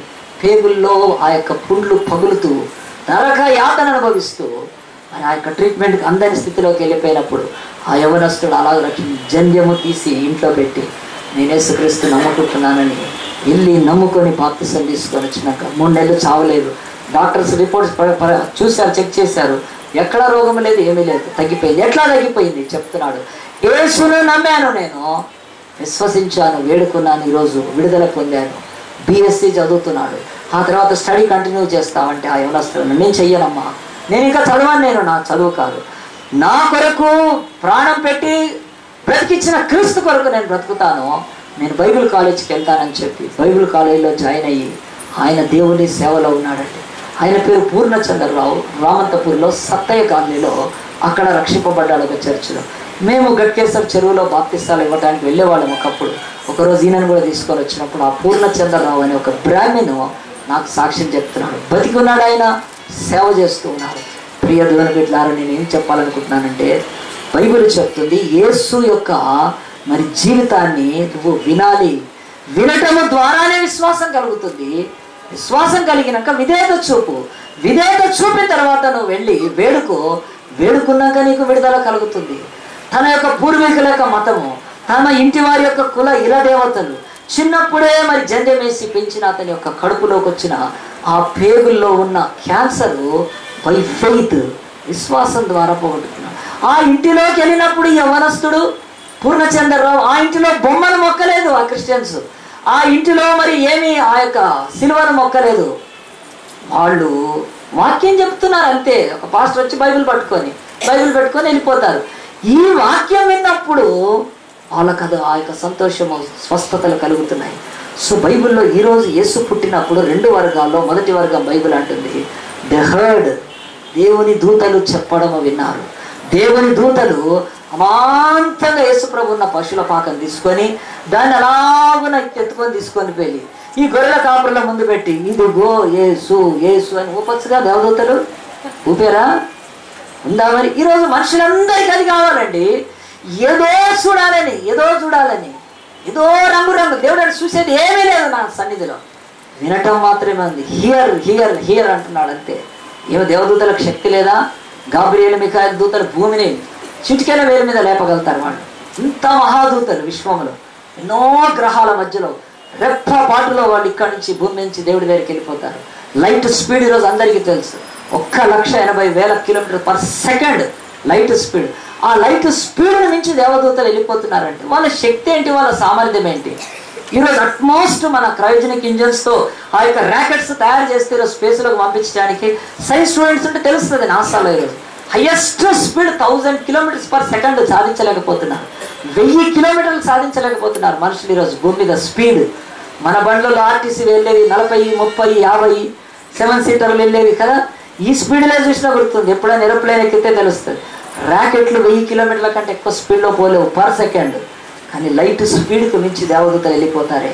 ఆ దేవదూతలు యేసును ప్రకటించారు, చెప్పారు అంతే. దేవదూతలకు దావీదు పట్టణమందు మా కొరకు కాదు మీ కొరకు రక్షకుడు పుట్టినాడు, నమ్మితే వెళ్ళండి, నమ్మకపోతే నో ప్రాబ్లం, కానీ శుభవర్తమానం చెప్పడం మా వంతు. దేవదూతలు చెప్పి వెళ్ళిపోయారు. కనుక బైబిల్ అంటుంది యేసు జన్మలో చూసేది ఏమీ లేదు, యేసు జన్మలో మనం వీక్షించేది ఏమీ లేదు.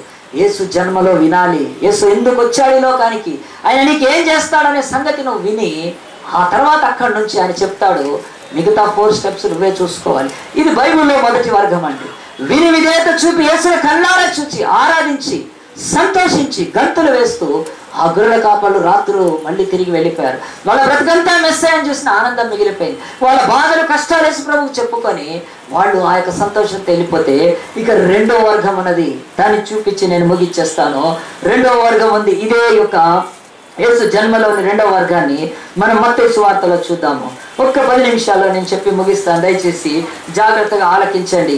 దేవుని మందిరంకి అయితే వచ్చారు. వాక్యం కంటే ఇక్కడ గొప్పది ఏమీ లేదు. కనుక మత్తయి సువార్త 2వ అధ్యాయంలో రాజైన హేరోదు దినములందు యూదా దేశపు బెత్లెహేము యేసు పుట్టిన పిమ్మట ఇదిగో తూర్పు దేశపు జ్ఞానులు యెరూషలేమునకు వచ్చి యూదుల రాజుగా పుట్టినవాడు ఎక్కడ ఉన్నాడు, తూర్పు దిక్కున మేము ఆయన నక్షత్రమును చూచి ఆయన పూజింపవచ్చిమని చెప్పిరి. న్యూ టెస్టిమెంట్ లో ఫస్ట్ బుక్. బైబిల్లో 2 భాగాలు ఉంటే కొత్త నిబంధనలో మొదటి పుస్తకం మత్తయి సువార్త 2వ అధ్యాయంలో బైబిల్ చెప్తుంది యూదా దేశపు బెత్లెహేములోకి యేసు పుట్టాడని మనకు అన్ని వాక్యాల్లో ఉంది. కానీ ఇక్కడ ఇంకొక వర్గం గురించి మాట్లాడుతున్నప్పుడు వీళ్ళు కాపర్లు కాదు, వీళ్ళు టీచర్లు కాదు, వీళ్ళు లెక్చరర్లు కాదు, డ్రైవర్లు కాదు, వీళ్ళు సింగర్లు కాదు, ఇంకా చెప్పాలంటే చాలా చాలా డ్యాన్సర్లు కాదు, వేసుకొని లిప్స్టిక్ వేసుకొని, ఇవన్నీ కాదు వీళ్ళు వర్గం కదా. లేకపోతే ఉద్యమకారులు కాదు, కట్టెలు తీసుకొని అద్దాలు పగలగొట్టి, ఈ ఏ వర్గం కాదు. బైబిల్ చెప్తున్న వైజ్ మ్యాన్, జ్ఞానుల గుంపు. రెండవది, ఈ జ్ఞానులు వాళ్ళు ఒకరోజు చూస్తున్నారు ఆకాశం వైపు, ఒక నక్షత్రం కనిపించింది, పెద్ద నక్షత్రం, మెరిసిపోతుంది. ఆ నక్షత్రం చూస్తే వెంటనే వాళ్ళ జ్ఞానాన్ని ఉపయోగిస్తే వాళ్ళకి ఒకటి అర్థమైంది, లోకానికి రక్షకుడు పుట్టాడు, జగద్రక్షకుడు పుట్టాడు. మరి ఆ యొక్క సామవేదమైన, యజుర్వేదమైన, ఋగ్వేదమైన, ఈ ఉపనిషత్తులైన, కాండవ్యాలైన, బ్రాహ్మణ్యాలైన, ప్రపంచంలోని ప్రతి మత గ్రంథంలో యేసు యొక్క జన్మ గురించి ఉన్నది. అంత చదివితే జ్ఞానులం అయిపోతాం. లేదు, మనకు ఉన్న పుస్తకాలే చదివే ఓపిక లేదు. పొద్దున్నే న్యూస్ పేపర్ వస్తే ఇస్త్రీ చేసి పెడతారు, స్టూడెంట్లు బుక్కులు ఇస్త్రీ చేసి పెడతారు. ఇట్లాంటి వాళ్ళకి అన్నీ తెలియదు కదా. మన గ్రంథాన్ని చదవాలి. బైబిల్ ఇప్పుడు తీసుకొని పోయి పెట్టేస్తే మళ్ళీ నెక్స్ట్ క్రిస్మస్కి తీస్తారు. హల్లెలూయా, ఉన్నారు అట్లాంటి వాళ్ళు కూడా. నెక్స్ట్ మళ్ళీ December 25కి. కనుక అలాంటి వాళ్ళు ఎవరు జ్ఞానులు కాదు. వీళ్ళు జ్ఞానులు తీశారు. ఆ యొక్క జ్ఞానం వాళ్ళకి దొరికింది ఏంటంటే, లోకరక్షకుడు పుట్టాడు. నక్షత్రాన్ని చూశారు, లోకరక్షకుడు పుట్టాడు అనుకున్నారు. కానీ ఆయన దగ్గరికి వెళ్ళాలి. మరి వెళ్ళాలని చెప్పి వాళ్ళు తూర్పు దేశ జ్ఞానులు 3 కాదు 4 బయలుదేరారు. చాలా జ్ఞానులు. ఆయన ఆరాధించితేనే మనకు విమోచన.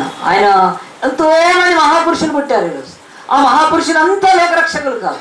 పెద్ద పెద్ద మహాత్ములను పెట్టుకున్న వాళ్ళు కూడా ఈ లోకంలో చచ్చి సమాధుల్లోనే ఉన్నారు. వీళ్ళెవరి వల్ల కాదు, లోకానికి రక్షకుడు, ఆ జగద్రక్షకుడు పుట్టాడు అని చెప్పి ఆయనను వెంబడించడానికి, ఆయన చూడటానికి, ఆరాధించడానికి ఈ జ్ఞానులు బయలుదేరారు.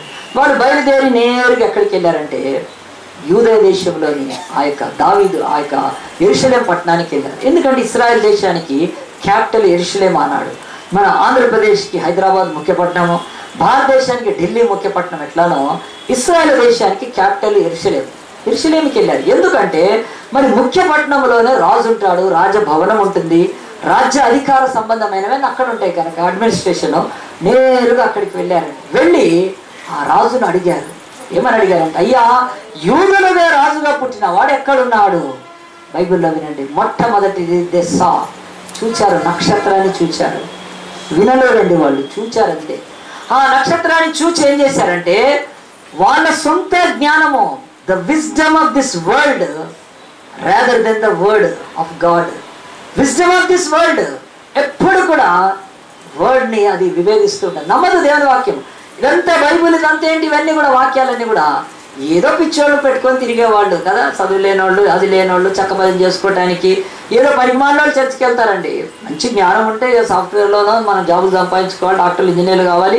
ఈ బుక్కులన్నీ పని లేని వాళ్ళకి భజనలని అనుకునే రీతిగానే ఉంది ఈరోజు లోకంలో. కానీ లోక జ్ఞానం వెర్రితనము. ఆ జ్ఞానంలో ఎప్పుడు దేవుడు ఎరగలేదు. వాళ్ళకున్న జ్ఞానంతో నక్షత్రాన్ని అయితే చూశారు, బయలుదేరి వచ్చారు. ఎక్కడికి వచ్చారు? రాంగ్ ప్లేస్లోకి వచ్చారు.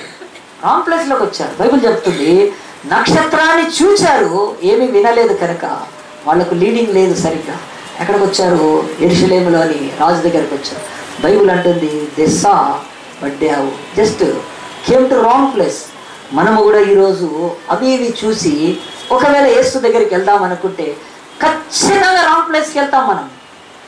ఈరోజు సూచనలు చూసి, సైన్స్ చూసి ఎవరైనా ఒక ప్లేస్కి దేవుడి దగ్గరికి వెళ్ళాలంటే they do not go to right place, ఖచ్చితంగా రాంగ్ ప్లేస్కి వెళ్తారు. ఇలా చాలా మంది చెప్తుంటారు నాకు, బ్రదర్ మేము వెళ్ళే చర్చ్ అట్లా ఇట్లా. కరెక్టే, మరి నువ్వు సూచనలు చూసేవాడివి అయితే నీకు ఎప్పుడు రైట్ చర్చ్ దొరకదు, వర్డ్ ఆఫ్ గాడ్ ద్వారా దొరుకుతుంది. కనుక అదిగో ఆ యొక్క రాంగ్ ప్లేస్కి వెళ్ళారు. రాంగ్ ప్లేస్కి వెళ్ళాక జ్ఞానులు ఏం చేశారండి, అక్కడ రాజును అడిగారు. ఏమని అడిగారంటే, యూదులుగా రాజుగా పుట్టినవాడు ఎక్కడున్నాడు? తూర్పు దిక్కున మేము ఆయన నక్షత్రమును చూచారు.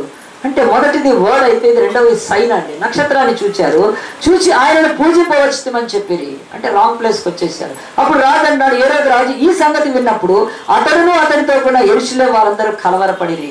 సో ఈ జ్ఞానుల యొక్క జ్ఞానం ఏం చేసిందంటే, చూసిన తర్వాత రాంగ్ ప్లేస్కి నడిపించింది. రెండవది. మూడవది, రాంగ్ ప్లేస్లోకి వెళ్ళి ఆ యెరూషలేములో రాజుకి కలవరం కలిగించారు, యెరూషలేము అంతా కలవరం పుట్టించారు. ఆలోచించండి, ఈరోజు మనము కూడా సూచనలు చూసి యేసు దగ్గరికి వెళ్దాం అనుకుంటే దేవుడు అంటున్నాడు రాంగ్ ప్లేస్కి వెళ్తావు. రెండోది, నువ్వు వెళ్ళి వాళ్ళని కన్ఫ్యూజ్ చేస్తావు. మూడవది, కలవరపడ్డాడు రాజు. ఎందుకు కలవరపడ్డాడు తెలుసా? నేను రాజు అయి ఉండగా నా ఇంటిలో రాజుడు పుట్టాలి తప్ప ఇంకెవడే రాజు పుడితే వాడు నా సింహాసనాన్ని, నా తదనంతరం నా కుమారుడి సింహాసనాన్ని తీసేసుకుంటాడని చెప్పి ఈర్ష్యలోకి వెళ్ళిపోయాడు. బైబిల్ చెప్తుంది. మూడవది, సూచనతో వెళ్తే మనం రాంగ్ ప్లేస్లోకి వెళ్తాము, కలవరపడతాము, కన్ఫ్యూజన్ అయిపోతాము. మూడవది ఈర్ష్య, ఎన్వి మనలో అదిగా కలిగిస్తుంది. జ్ఞానుల యొక్క జ్ఞానము హేరోదు రాజులో ఒక ఈర్ష్యను బయటికి తీసుకొని వచ్చింది. వాడన్నాడు నాకు తెలియదు అని చెప్పి తన దగ్గరున్న ఆ యొక్క శాస్త్రులను అడిగాడు. చూడండి, గ్రంథాలు పరిశీలించండి, ఎక్కడ పుట్టాడు అని చెప్పినప్పుడు వాళ్ళు చదివారు మీకా గ్రంథంలో తీసి, ఓ యూదా బెత్లెహేమ, నువ్వు యూదా ప్రధానంలో ఎంత మాత్రం అల్పమైన దానము కాదు, యూదులని ప్రజలను పరిపాలించేందుకు నీలోంచి అధిపతి వచ్చును. బెత్లెహేమ్ ఎఫ్రాతా ప్రాంతం అని తెలుసుకొని ఆ సంగతి ఆ యొక్క జ్ఞానులకు చెప్పేశాడు. అయ్యా, ఇలాగ మా గ్రంథాల్లో కూడా రాయబడి ఉంది, అదిగో ఆ యొక్క ఎఫ్రాతా అనే ప్రాంతంలో పుడతారన్నప్పుడు జ్ఞానులు ఏం చేశారంటే అక్కడి నుంచి బయటకు వచ్చేసారు. రాజుకు తెలియదని బైబిల్ చెప్తుంది. They have gone to wrong place. మూడవది, they have confused the king. Third, they made the king to the envy. తను ఈర్ష్యలోకి వెళ్ళిపోయాడు. ఆ తర్వాత ఆ రాజు ఏమన్నాడు, మీరు వెళ్ళి చూసి వచ్చి మళ్ళీ నాకు చెప్పండి అన్నాడు. వాళ్ళు అలాగున బయటికి వెళ్ళినప్పుడు బైబిల్ చూడండి, మనం చాలాసార్లు క్రిస్మస్ డ్రామా చూసినప్పుడు కూడా ఈ తప్పును మనం చాలాసార్లు చూస్తూ ఉంటాం. చూడండి, దేవుని యొక్క వాక్యంలో ఇదే 2వ అధ్యాయం 6. అంతటా హేరోదు ఆ జ్ఞానులను రహస్యంగా పిలిపించి ఆ నక్షత్రం గడిన కాలం వారి చేత పరిష్కారంగా తెలుసుకొని, మీరు వెళ్ళి ఆ శిశువు విషయమై జాగ్రత్తగా విచారించి తెలుసుకొనగానే మేము వచ్చి మరి ఆయన పూజించినట్టు నాకు వర్తమానం తెండని చెప్పి వారిని బెత్లెహేమునకు పంపాను. వారు రాజు మాట విని బయలుదేరిపోవచ్చుండగా ఇదిగో తూర్పు దేశమున వారు చూచిన నక్షత్రము ఆ శిశువు ఉండిన చోటికి మీదుగా వచ్చి నిలిచి వరకు వారికి ముందుగా నిలిచాను. వారు నక్షత్రం చూచి అత్యానంద భర్తల ఇంట్లోకి వచ్చి తల్లి అయిన మరియను ఆ శిశువును చూచి సాగిలపడి ఆయన పూజించి తమ పెట్టెలు విప్పి బంగారు సాంబ్రాణి బోరం కానుకలుగా సమర్పించిరి. ఆ తర్వాత స్వప్నమందు చెప్పబడ్డారు ఏమనంటే, నీవు జ్ఞానులారా, మీరు హేరోదు రాజు దగ్గరికి వెళ్ళొద్దు, మీరు వేరే దారిలోంచి వెళ్ళిపోండి. బైబిల్ ఎప్పుడైతే నక్షత్రాన్ని చూచి వాళ్ళు బయలుదేరి ఆ నక్షత్రాన్ని ఏమి ఫాలో కాలేదు, తమ జ్ఞానాన్ని అనుసరించి తప్పుడు స్థలానికి వెళ్ళి ఆ యొక్క కలవరపడి కన్ఫ్యూజ్ అయ్యి ఆ రాజును మరి రెచ్చగొట్టి ఆ రాజు ఈర్ష్యలోకి నడిపించి ఆ తర్వాత ఆ దేవుని యొక్క కృప చేత వాళ్ళు వేరే దారిలోకి వెళ్ళిపోయినాక వెంటనే బైబిల్లో చదివే సమయం లేదు, కానీ తర్వాత చదువుకోండి. రాజు కనిపెడతా ఉన్నాడు, వీళ్ళు తిరిగి వస్తారా వస్తారా వస్తారా వస్తారా అని. జ్ఞానులు వస్తారా వస్తారా, ఏమి రాలేదు, థ్యాంక్స్, వెళ్ళిపోయారు. వాడికి కోపం వచ్చేసింది రాజుకి.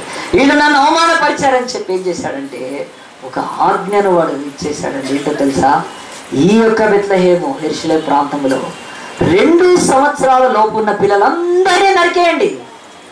ప్రియ దేవుని బిడ్డలారా, బైబిల్లో ఇందాక మనం చదివాము, రామాలో అంగలార్పు. ఏం పాపం చేశారు ఆ పిల్లలంతా? ఆ రాజు క్రూరుడు, ఆ రాజు దరిద్రుడు, ఆ రాజు భయంకరమైన ఈర్ష్య గలవాడు. వాడు తన ఉన్న అధికారంతో 2 ఏళ్లలోపు పిల్లలందరినీ చంపేశాడు. దానిలో యేసు కూడా చంపబడతాడని. కానీ ఆజ్ఞ బయలుదేరిన వెంటనే ఆ యొక్క యోసేపుకు మరియకు దేవుని దూత ప్రత్యక్షమై, రాజు ఇదిగో చిన్న పిల్లలందరినీ చంపేయబోతున్నాడు, ఈ పిల్లల్ని తీసుకొని యేసుని తీసుకొని మీరు ఐగుప్తు దేశంలోకి వెళ్ళిపోమన్నప్పుడు యోసేపు మరియా బాలింత, ఆమె అప్పుడే కని ఉంది, ప్రసవించి ఉంది, బట్ ప్రాణం కాపాడుకోవాలి కనుక బాలింతను తీసుకొని ఆ యొక్క యోసేపు శిశువైన యేసుని తీసుకొని ఆ యొక్క ఐగుప్తులోకి తప్పించుకొని వెళ్ళిపోయాడు. దేవుని దూతల ద్వారా చెప్పబడి జ్ఞానులు వెళ్ళిపోయారు. వాడు హేరోదు రాజు అవమానం పొందాడని ఊగిపోయి, నేనెట్లా వదిలిపెడతాను, నేను రాజునై ఉండగా నేను ఇంకొక రాజు నా రాజ్యంలో పుట్టడానికి వీలు లేదని చెప్పి 2 ఏళ్ల లోపల పిల్లలందరినీ కూడా పట్టుకొని కన్న తల్లులు ముందు నరికేస్తుంటే ఆ బాధ, ఆ వేదన, ఆ ఘోష ఎంత భయంకరమైంది ఆలోచించండి. యేసు జన్మ సంతోషకరమైంది, యేసు జన్మ ఆనందకరమైంది, యేసు జన్మ లోకానికి రక్షణ ఇచ్చే స్వార్థం. ఈ జన్మలో ఇంత ఆనందములో వధ, రక్తం ఏరులై పారడానికి కారణం ఏంటో తెలుసా అండి? జ్ఞానుల యొక్క జ్ఞానం. They made the children's blood to shed. ఆ యొక్క పిల్లల రక్తము కార్చబట్టడానికి ఎవడో కారణం తెలుసా? జ్ఞానులే. ఖచ్చితంగా బైబిల్లో 100 సార్లు చదివచ్చి నన్ను అడగండి, నేను అదే చెప్తాను. ఆ జ్ఞానులు నక్షత్రాన్ని చూచి వాళ్ళు దేవుని సన్నిధిలో ప్రార్థన చేసి, ఒకవేళ ఆ నక్షత్రం నడిపింపుతో వచ్చుంటే యేసు ఉన్న చోటుకు వచ్చేవాళ్ళు. యేసు పుట్టినప్పుడు గొల్ల కాపర్లకు చెప్పాడు, కాపర్లకు ఇదిగో దావీదు పట్టణమందు, బెత్లెహేమందు ఇదిగో శిశువు పుట్టాడు, పొత్తిగుడ్డలతో చుట్టబడి ఒక తొట్టిలో పండి. ఎంత డీటెయిల్గా చెప్పాడు దేవదూతలు. జ్ఞానులు తమ జ్ఞానాన్ని ఉపయోగించినందుకు దరిద్రపు స్థలంకి వెళ్ళి కన్ఫ్యూజ్ అయ్యి రాజును చెదరగొట్టి వాడి మనసును కలవరపరిచి ఆ దేశంలో వేల మంది పిల్లలు చచ్చిపోవటానికి కారణమయ్యారు. అంటే బైబిల్లో 2 వర్గాలు ఉన్నాయి యేసు జన్మలో. ఒకటి వర్డ్, వాక్యము విని విశ్వసించి యేసు దగ్గరికి వెళ్ళడము. ఇంకొక వర్గం ఉంది సూచనలు చూసి యేసు దగ్గరికి వెళ్ళాలనుకున్న వాళ్ళు. అనేకుల బ్రతుకుల్లో కన్నిటిని మిగులుస్తున్నారు. ఈరోజు మనకి ఈరోజు చర్చ్ 2000 years తర్వాత సూచనల మీద ఆధారపడటం మొదలుపెట్టి ప్రతి దానికి సూచన కావాలి. చాలా మంది అంటారు, నన్ను యేసు బాగు చేస్తే నేను నమ్ముతా. నువ్వు నమ్మితే ఎంత, నమ్మకపోతే ఎంత, పోతావు గుంతలోకి, అంత తప్ప ఏమీ లేదు. దేవుడు వాక్యం చెప్తుంది, ఫస్ట్ ఆయన యజమాని అయితే, నీకు సృష్టికర్త అయితే నువ్వు ఆయన మాట విను. నీ ఆఫీసులో బాస్కు నువ్వు చెప్పలేవు తిరిగి ఒక్క మాట. అలాంటిది లోకానికి ప్రభు అయిన ఆ దేవుడు చెప్పిన మాట నీకు విధేయత లేదు కదా.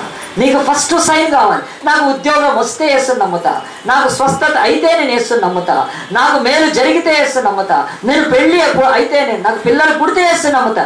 దేవుడు అంటాడు నీకు పిల్లలు ఇవ్వను పో అన్నాడు అనుకో. ఏం చేస్తాం మనం? ఆయన యజమాని, ఆయన నీవు స్వస్థపరచని నేను పో అన్నాడు అనుకోండి, ఎక్కడికి పోతాం మనం? ఇంకే దేవుడు ఉన్నాడు మనల్ని రక్షించగలిగిన వాడు. ఆయన యందు విశ్వాసం ఉంచక నువ్వు సైన్స్ అడుగుతున్నావు. ఇంగ్లీష్లో సైన్ అంటారు.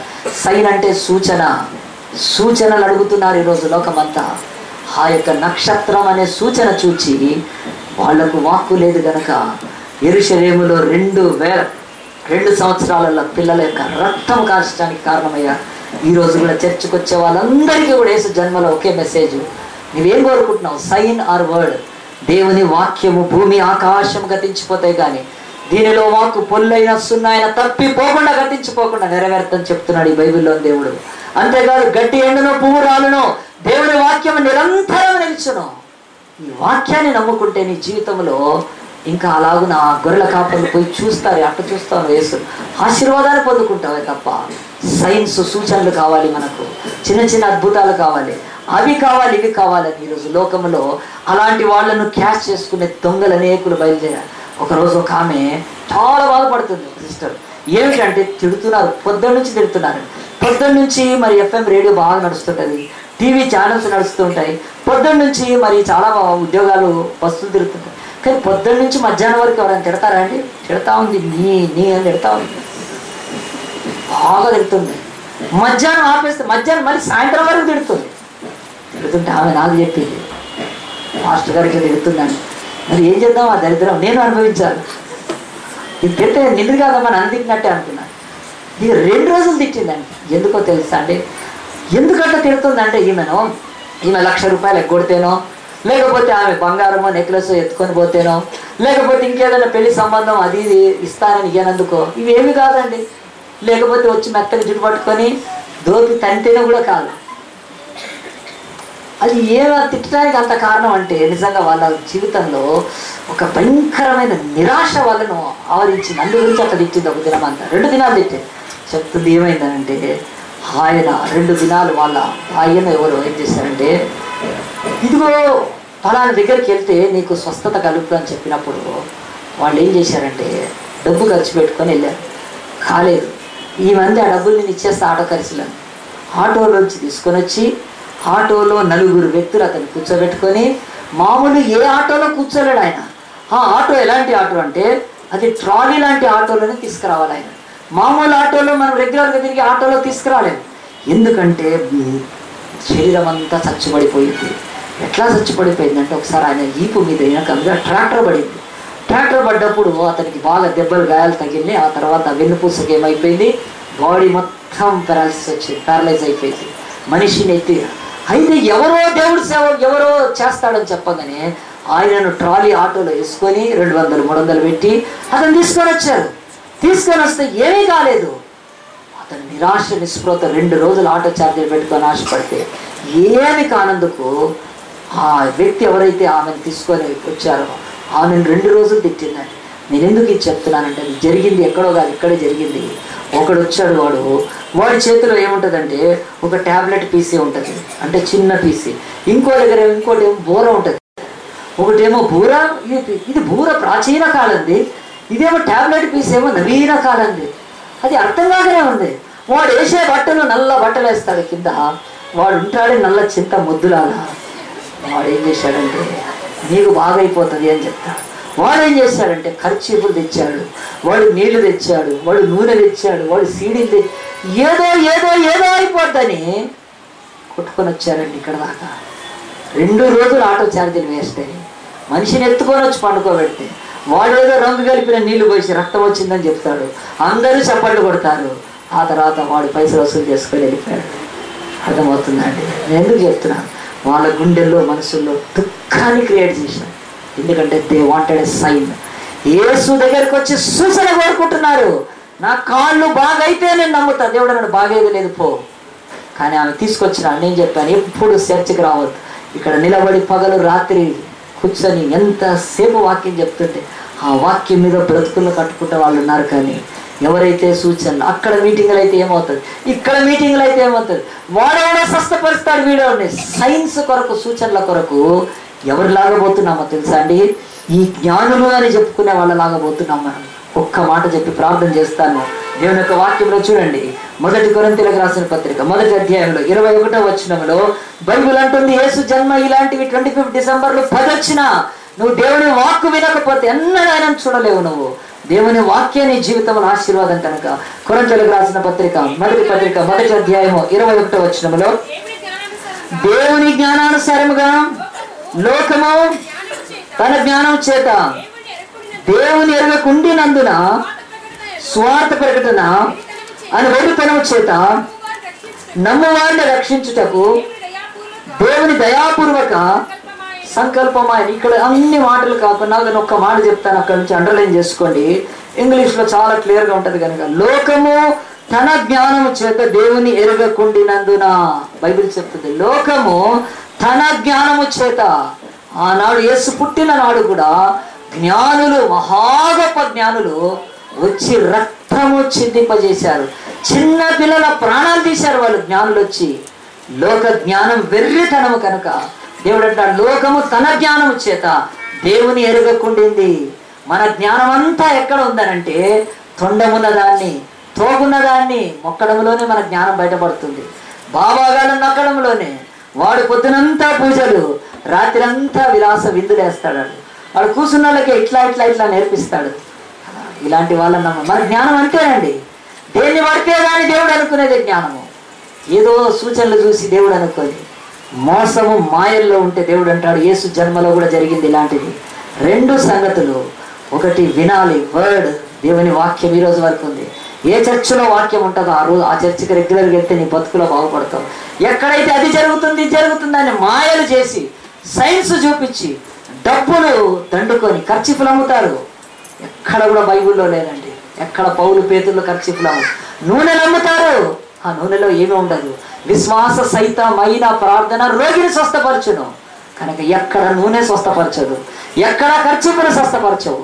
ఇంకా నువ్వు చేసే కాదు, వాళ్ళు దొంగలు కనుక వాళ్ళ ద్వారా ఇదిగో జ్ఞానుల ద్వారా రక్తము పారినట్లుగా ఈరోజు అనేకుల గుండెల్లో నిరాశ కత్తి పొడిచినట్టుగా ఫీల్ అయ్యాడు. ఎన్ని ఆశలతో వచ్చాడు ఇక్కడికి. ఆటోలో, ట్రాలీ ఆటోలో 2 రోజులు వచ్చి కన్నీటితో తిరిగి వెళ్ళిపోయాడు. మీ దేవుడు గొప్పవాడు కాదు, మంచివాడు కాదు, మీ క్రైస్త ప్రభు చెప్పారు కదా నాకు బాగవుతుందని, ఇన్ని డబ్బులు ఖర్చు పెట్టుకొని వచ్చాను అని దూషించిపోయాడు వాడు. ఎందుకు? దానికి కారణం ఎవరో తెలుసా? ఈరోజు మనుష్యులు సూచనలు కోరుకుంటున్నారే తప్ప దేవుడి వాక్యాన్ని వినడానికి ఇష్టపడట్లేదండి. మనందరము ఆ యొక్క యోహాను 3:16లో చూస్తే ఒకే మాట, ప్రభువు యేసుని లోకానికి ఎందుకు ఇచ్చాడు, ఆ మాట చదివి ప్రార్థన చేస్తాను. అందరికీ నోటికి వచ్చి ఉండాలి కదా.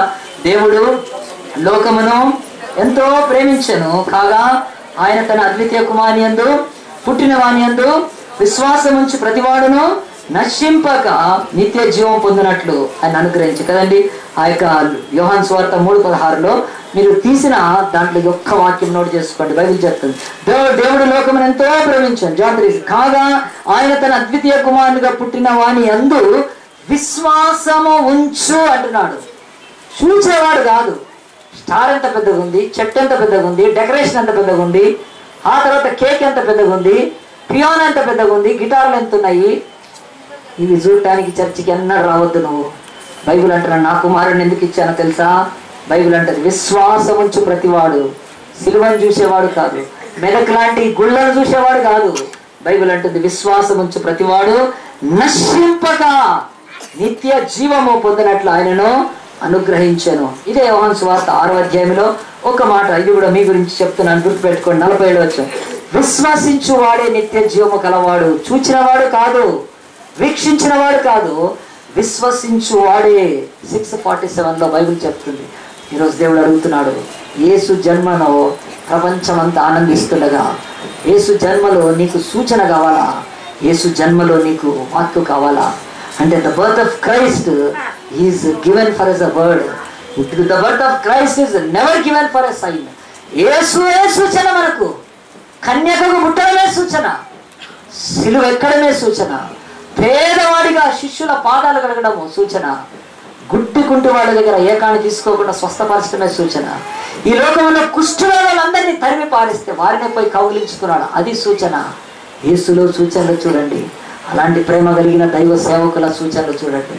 దొంగలు చెప్తారు నక్షత్రం ఉంది అని తప్పుడు స్థలాలకు వెళ్ళి మన డబ్బు పోగొట్టుకొని అనేకులను బాధ పెట్టకుండాముగా అందరం తలలు వంచుదాము, ప్రార్థన చేసుకుందాం. అయ్యా, యేసు జన్మలో 2 వర్గాలు ఈ రోజు వరకు ఉన్నారు. 2000 సంవత్సరాల తర్వాత ఈ 2 వర్గాలు భూమి మీద కంటిన్యూ అవుతూ ఉన్నారు.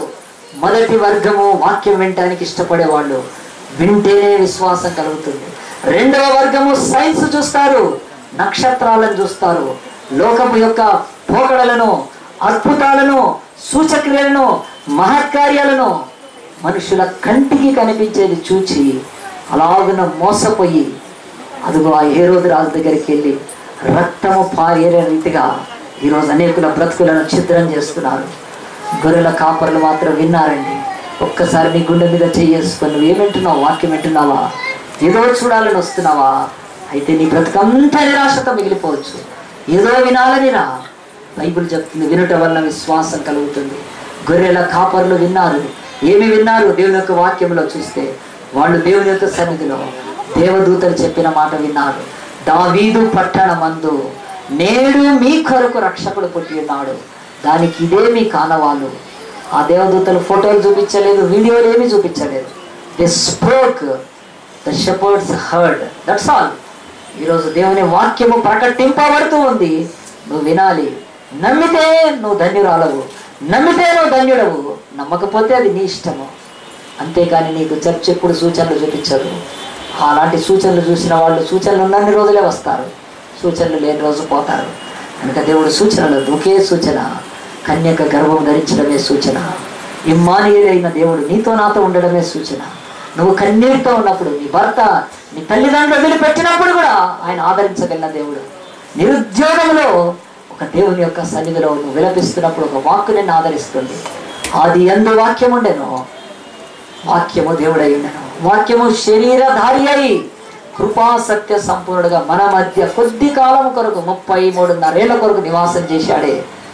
ఆయన పేరట రక్షణ, ఆయన పేరట మారు మనస్సు, ఆయన పేరట నిత్య జీవము, ఆయన పేరట నరకము నుండి తప్పించుకునే మోక్ష మార్గము యేసు నీకు ఇస్తే ఇంకా వాక్యం వింటున్నావా? సూచనలు కావాలా? యేసు జన్మలో ఏ వర్గంలో ఉన్నావు నువ్వు? వాక్యం వినేటట్టయితే ఆదివారం మాత్రమే కాదు, బైబిల్ స్టడీకి కూడా వెళ్ళు. ఏ చర్చికైనా వెళ్ళి ఎక్కడికైనా, నా దగ్గరికే కాదు. టీవీలో వస్తే వాక్యం విను. ఏదో చేస్తారని చూడొద్దు, ఏదో నీవే చేయొచ్చు, రేపు నీకు కలగచ్చు.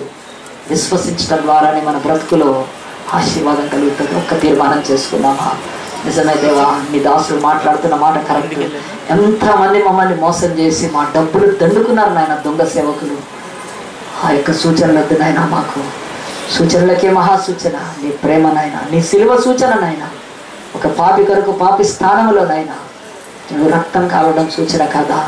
మహామకుటం లేని మహారాజు అన్ని సింహాసనాల మీద, అత్యున్నతమైన సింహాసనం మీద ఆశ్రయుడైన నీవు సిలువలో ముళ్ళ కిరీటం పెట్టుకోవడం సూచన కాదా ప్రభా? నా కొరకు నా తప్పుడు మార్గాలలో నడిచి నడిచి నడిచి నడిచి నేను తప్పిపోయి నాయన వెనుదిరగలేని స్థితిలో కూడా నీ కాళ్ళలో కొట్టబడిన మేకు నాకు సూచన కాదా? ఈ చేతులతో దోచుకొని దొంగ సంతకాలు చేసి, ఈ చేతులతో భార్యను కొట్టి, ఈ చేతులతో అక్రమంగా లంచాలు తీసుకున్న ఈ చేతులు నరకబడాలి, కానీ నీ చేతుల్లో మేకులున్నాయి ప్రభా, అది సూచన కాదా?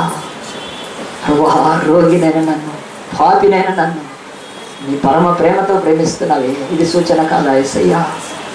నా అన్న వారందరూ నన్ను వదిలిపెట్టినప్పుడు కూడా నీ ప్రేమగల వాక్కు నన్ను ఆదరిస్తుంది. యేసయ్యా, ఇది సూచన కాదా? నాకు ఇంకెందుకు నాయన సూచనలు? ఈ లోకంలో నువ్వు ఉన్నావు ప్రభా. ఈ లోకంలో నాతో నడిచే దేవుడు, నాతో ప్రభా నీ యొక్క ప్రేమను పంచుకునే దేవుడు నీవే కదా.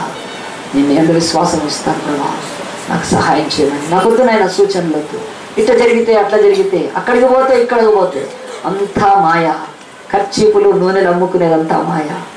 ఒక్క సంవత్సరం అన్న సరిగ్గా వాక్యం విషయమై స్టడీకి నువ్వు నీ బ్రతుకులో నిర్భయత్వము, నీ బ్రతుకులో స్థిరమైన పునాది మీద కదల్చబడని ఆ యొక్క కట్టడంగా నువ్వు కట్టబడతావు. At least 1 year give your years to the word of God. At least give 1 year to your heart to listen the true word of God. ఎవ్వడు కదిలించడు. పర్వతములు మెట్టలు తత్తరిల్లునను నా కృప నిన్ను విడిచిపోదన్నాడు ఆయన. ఆ కృప నీకు తోడుగా ఉంటుంది. దేన్నైనా ఎదుర్కొంటావు నువ్వు. ఉన్నమైనను రాబోయేవైనను, మరణమైనను జీవమైనను, ఆకలి దప్పులైనను వస్త్రహీనతైనను. పౌలు అంటాడు, నీ ప్రేమ నుండి నన్ను ఎడబాపడు ప్రభువా. ఈరోజు ఆహారం ఉన్నప్పుడు, అన్నీ ఉన్నప్పుడు నాయన నిన్ను ఆరాధించి, ఏమీ లేకపోతే ఆరాధించలేనేమో, అవి సూచనలు ప్రభువా. అలాంటి వద్దు నాయన. 39 కొరడా దెబ్బలు 5 సార్లు కొట్టబడ్డప్పటికీ ఆయన యేసునే ప్రకటించాడు. రాళ్ళు పెట్టి కొట్టినా పౌలు యేసుని ఎందుకు ప్రకటించాడంటే తన బతుకును సూచనల మీద కట్టుకోలేదండి. వర్డ్ ఆఫ్ గాడ్, వాక్యం మీద కట్టుకున్నాడు. దేవుని వాక్యం చెప్తుంది, యేసు జన్మలో 2 వర్గాలు. ఒకటి వాక్యం విని ఆయన దగ్గరికి వెళ్ళేవాడు, ఒకళ్ళు సూచనలు చూసి తప్పిపోయేవాళ్ళు. ఏ వర్గంలో ఉన్నావు నువ్వే నిర్ణయించుకొని ఇప్పుడైనా యేసుకుని హృదయాన్ని ఇస్తానంటే ఈ రోజు నుంచి నువ్వు వాక్యం వినాలి. ఎక్కువగా విని విశ్వసించాలి. డౌట్లు అడగాలి పాస్టర్ని అడగాలి. పాస్టర్ని వాక్యం కరెక్టా కాదా నిలదీయాలి పాస్టర్లను. అప్పుడు వాడి సంగతి బయటపడుతుంది, వాడి డొల్లతనం బయటపడుతుంది, ఆ పాస్టర్ది ఆ దొంగది బయటపడుతుంది. వాక్యం ఇట్లుంది కదా అని. అప్పుడు అలాంటి దొంగలు పారిపోతారు సంఘంలో నుంచి. అలాంటి దొంగల్ని మనం ఎంకరేజ్ చేస్తున్నాం. వాక్యాన్ని చదవక ధ్యానించక అలాంటి దొంగలు మన చుట్టూ ఈరోజు డబ్బులు వసూలు చేసుకుంటున్నారు. యేసు జన్మలో ఎంత కృప ఉన్నది ఆలోచిద్దామా? ఆ యేసుకు మన హృదయాన్ని సమర్పిద్దామా? ఎవరైనా అలాగే తీర్మానం చేసుకుంటే నీ చేయి చూపిస్తే నీ కొరకు నేను ప్రార్థన చేస్తాను. యేసయ్యా, నీ దాసుడు చెప్పిన వాక్యం నిజమేనా?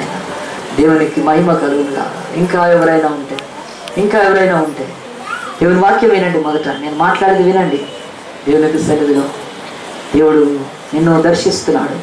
వాక్యం నేనే సూచన చూపించాను. నేను మీ ఎదుట ఏమీ చేయను, నేను చేయను కూడా జాలను కూడా నాకు అవసరం లేదు. ఎందుకంటే వాక్యానికి ఉన్న శక్తి దేనికి లేదు. భూమి అంతా వాక్కుతో సృష్టింపబడింది. ఆయన 6 దినాలు సృష్టి చేసినప్పుడు భూమి కలుగునుగాక అంటే, సూర్యుడు కలుగునుగాక అంటే, చంద్రుడు కలుగునుగాక అంటే కలిగిన ఆయన వాక్యం అన్నిటికంటే గొప్పది కనుక ఆ వాక్కు మీద నీ హృదయాన్ని కట్టుకుంటే ఆ జీవితాన్ని. ఇంకెవరైనా ఉంటే దేవునికి స్తోత్రం. చేతులు నుంచి వేద్దాము, ప్రార్థన చేసుకున్నాం. మహోన్నతుడు, పరిశుద్ధుడు, ప్రేమాస్వరూపి నీకే మహిమ గంట కలుగునుగాక నాయన.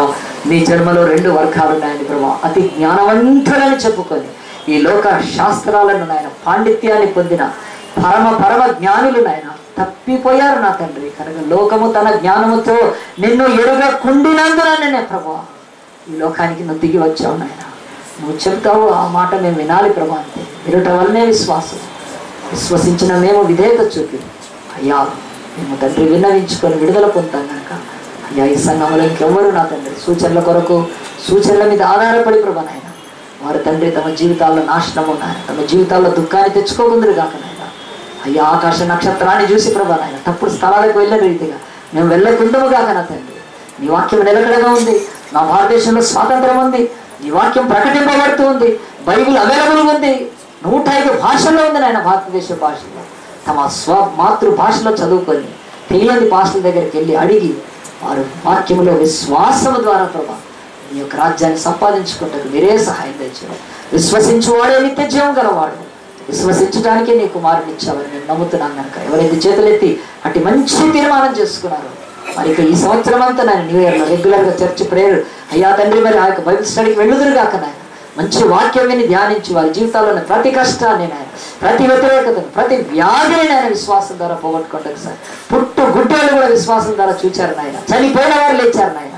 అది విశ్వాసం ద్వారానే కనుక నాయన బిడ్డలు విశ్వాసము పొందుటకు కావాల్సినంత వాక్యంలోకి మీరే నడిపించుకున్నారు. అయ్యా వితబడ్డ వాక్యానికి నారు కట్టి నీరు పోసిన ఆయన మీరే నిరంతరంగా ఫలిత చేసుకోండి. చేతులెత్తిన ఏ ఒక్క బిడ్డ తిరిగి తప్పిపోకుండా మోసపరచబడకున్నట్లు నీ ఆత్మచేత వారిని అభిషేకిస్తున్నాయన నీ రాజ్యంలోకి వారిని నడిపించుకోమని ఈ కొద్ది మనవులను ప్రార్థనలను మా ప్రభు రక్షకుడైన యేసు పరిశుద్ధ నామాన్ని బట్టి అడిగి వేడుకుంటున్నాము తండ్రి. ఆమేన్.